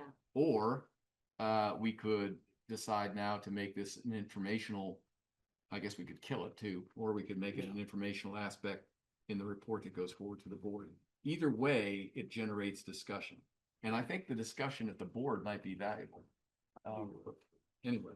I'm a little uncomfortable pushing it forward, not knowing the full issue. So we need to have Yeah, more I discussion think we need next to- meeting. Yeah, I really do. Yeah. Motion to continue. Yeah, yeah. Are we asking, so we're continuing, but are we asking for something? Ask. Yeah. How are we gonna clarify this? Well, so I made three specific item proposals. It was to require the county to provide detailed accounting information to justify whatever it is they say they need. And to respond promptly. And if that's already covered in state law, fine, it doesn't need to be duplicated. And the third one is if you can't reach an agreement, that there be binding arbitration to resolve the issue. Are you comfortable tabling that until we get the other? No, items? what I'm saying is Okay. I'd like staff to respond good, to okay, those yeah. three issues with information about, are they practical? Yeah. Can they Is this be, realistic? Yeah. is there a way to find the room in the charter to put them? Or is this true that we need to Is address it it? true, Yeah. if they want to bring say, you guys are working on something that is not really an issue because here are the facts from the county side, I'm happy to hear all. Yeah, and I agree. Is it true? Is it true? And I want to Yeah. hear from the county. Yeah. I'm ready to make a motion then. Okay. Go, Let's go. see if this works for you. Amend it if you need to, but I move that that staff respond back to the committee on issues associated with implementation requirements for tax share agreements and include specifically information on the Lincoln situation and the three items that Ina brought forward. Second motion. We have a So first. to be specific, we're Yeah. continuing it Continue. Correct. to next week for potential action. That's Correct. what we need to Yeah, make sure we're correct, getting yeah. on the Brown Act here. Yeah, good point. Okay. We have a first and a second. We'll do a roll call vote. Woodward, Yes. Maish, Yes. Walker, Yes. Jansen, Yes. Farina, Yes. Alessi, Yes. Herzog. Yes. The last item, Apologies. Who was the second on that one? I was. last item is county authority to compensate cities for purchase of land. Any discussion on that item? Now, that's the city of Rockland. That's the Rockland issue, yeah. Okay, I'm gonna move to new topics to consider. Does anyone, should I go to the public first? I think that may be helpful. That Okay, way- let's go to the public first. I'm gonna open public comment on new topics for us to consider as a charter review committee. And so if you're online, please raise your hand.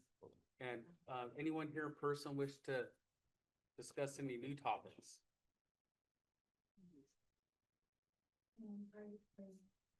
Actually wanted to follow up on, Come up here. so I wanted to make sure that you had in rezones and all that, I wanted to make sure that you had the HCD information.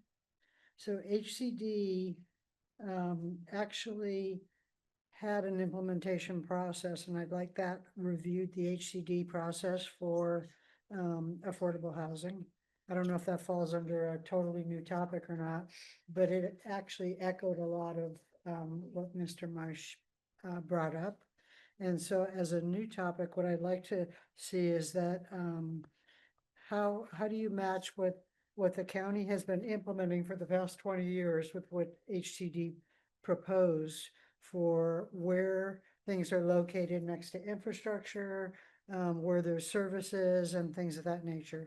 I don't know if it's too many overlaps, but I think we're looking at a lot of legal things that Clayton's brought up, but I think understanding the 50,000 foot level view for the state and what they see for compatibility, infrastructure services and all that might be helpful in providing granularity for some of the other topics that you're looking at. It's just me. I don't know if anybody here has read the guide, but HCD actually has a guide for how to implement affordable housing. So What the request that you're making is? the request is to see if the HCD guidelines, if you look at that, is there anything that would go towards, I need time to look at this, but I would think that when we talk about affordable housing and RENA and all these other things, a whole entire crew at the state level has already put together a guide on what and how to do this.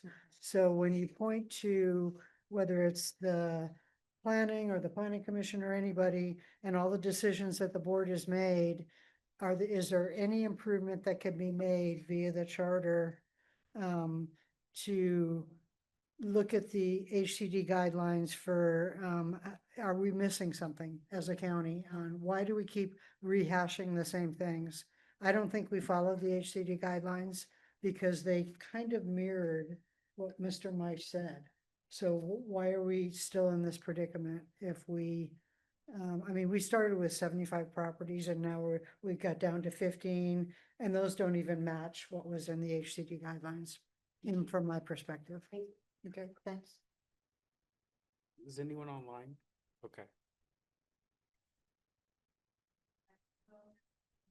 Greetings again, committee. This is Diane Louise Alessi from Christian Valley Park. For clarification for you all, what the HCD requirements are for the county to rezone is in all rural, right? They want low cost land for development and developers. Carr was a huge funder, and I won't get into the real dirty of that, but back in 2018, SB 330 was passed.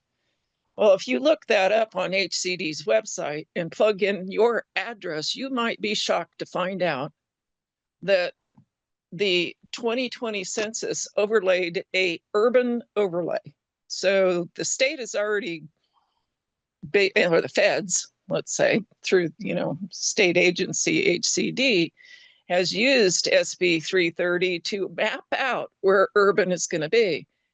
When I did the mapping for Christian Valley, we're 1 acre minimums and we're rural ag. But HCD on their website with SB 330 has overlaid 2/3 of Christian Valley Park as future urban. Back in 2018, this county and no other county, because it was on the front end, they had a certain time frame to respond to that legislation, not one answer to them to object to or protest against it. So what you have is you have an assumed urban development area. And that's the biggest elephant in the room that nobody speaks about. So again, mechanisms for the county to make the state prove statewide concerns and unconstitutional legislation needs to go back to the voters, needs to get on the ballot and say, no more of that nonsense. Governor Newsom and the commies down there have decided that nobody is going to own land, period, except for BlackRock and Blackstone. So with that, I'm going to yield, but I wholly encourage you all to look at your own properties and see that in the background, you've already been overlaid.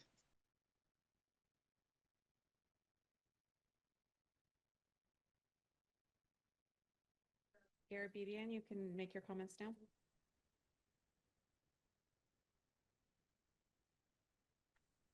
Hi, Michael Garavedian. I'm glad to have a chance. Am I on now? Yes. Hi, am I on now?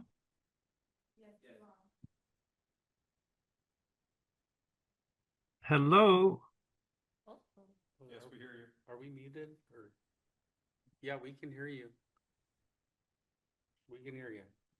Well, I can't hear myself or you, but I think I'm online. I don't know why I don't have any sound. So there are two things I would like to mention.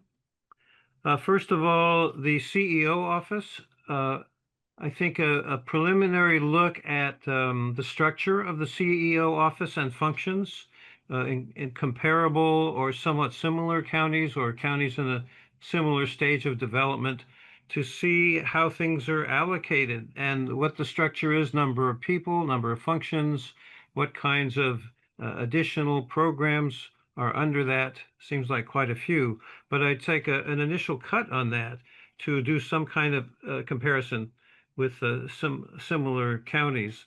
And then there's the Placer County Conservation Plan. This was recently when I brought up in a comment that they were approving that board. The board is two county supervisor members and one member from the city of Lincoln. That when they were approving conservation easements, they were approving them with blank pages and then leaving it for the staff to fill in those pages and critical information and then file them. Now, this may have resulted in the seemed to have been time about the time I raised this.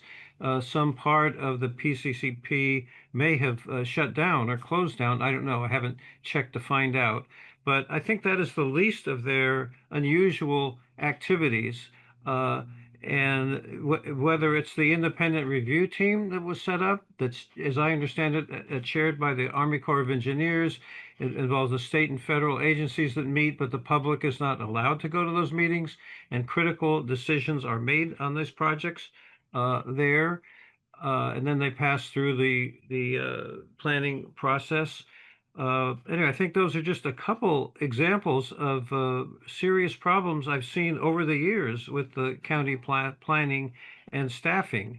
And the county planning there's a question of what is the overall direction when the county hires someone. Our current planning director was from Sacramento County. And does this mean that's the future the Board of Supervisors has, or whoever does the hiring for Placer County? Because almost every issue you've been talking about that are within your bailiwick relate to planning. Many of them do.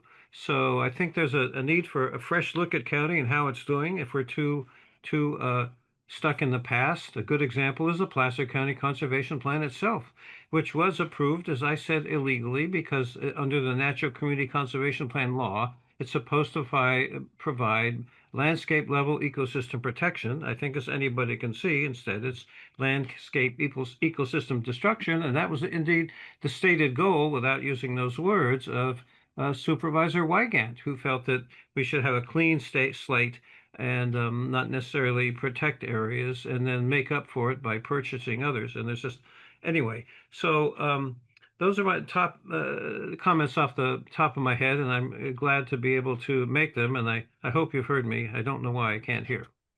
And appreciate your good meeting there. Thank you.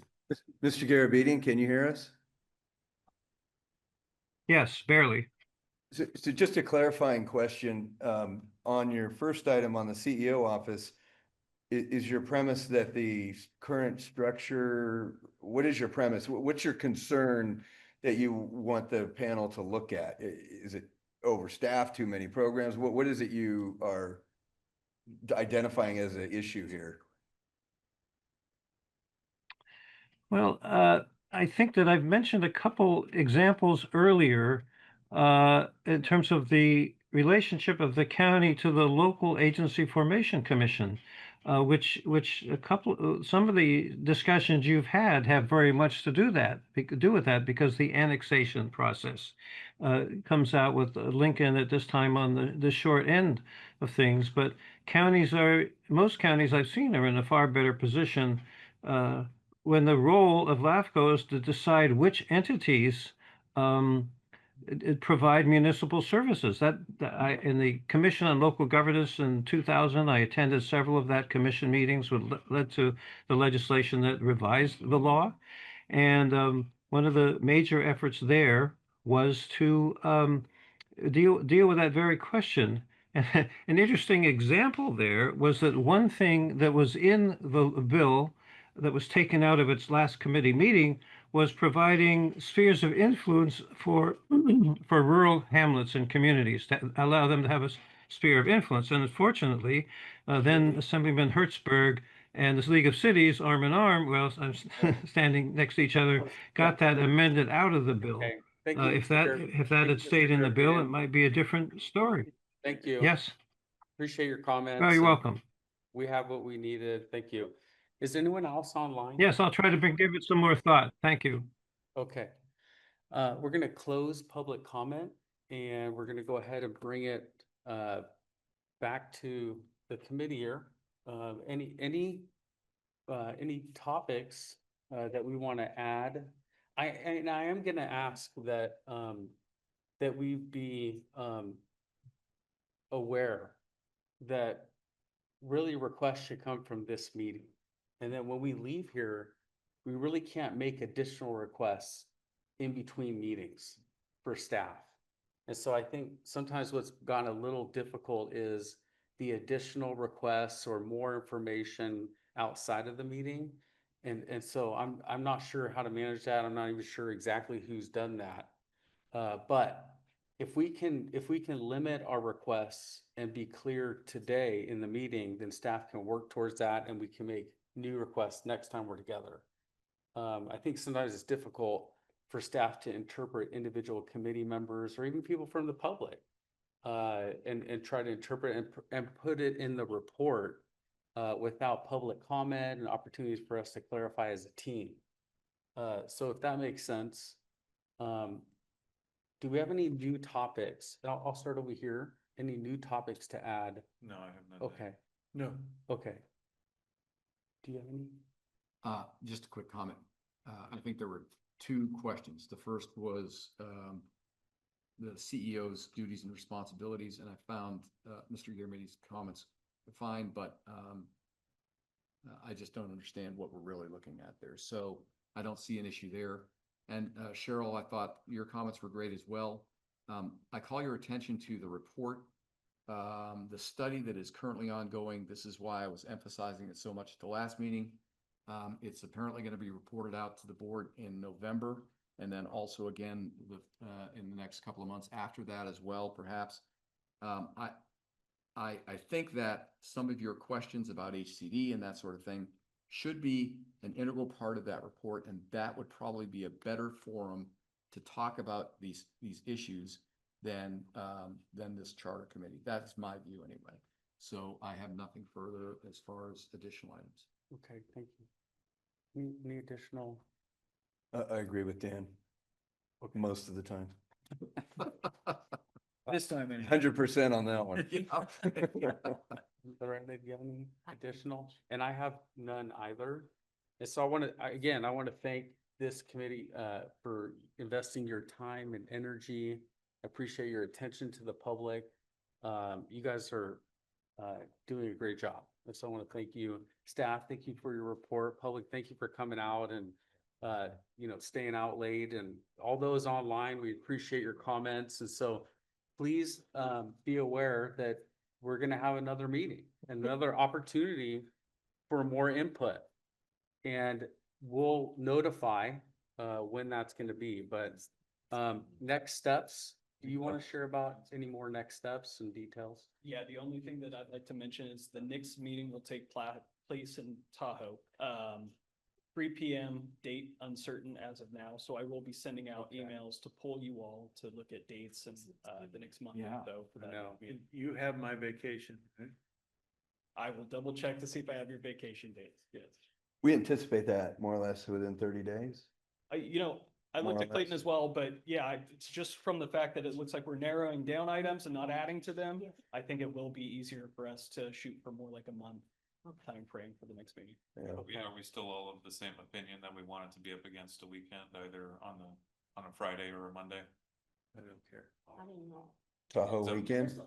That was kind of the, I thought the general gist, I was just making. Go sure it was guarantees. still- It's Grand Lebacan though, right? We're going to Grand Lebacan? Venue uncertain, but we'll look at a couple different locations. Make it happen, dude. Make it happen, Ben. Okay, I'm gonna go We're gonna ahead. forego our mileage and per diems if you get us into Grand Lebacan. Yeah. I'm gonna go ahead and adjourn the meeting. Thank you. Thank you. Yeah. Thanks, Nathan. Great. Good job.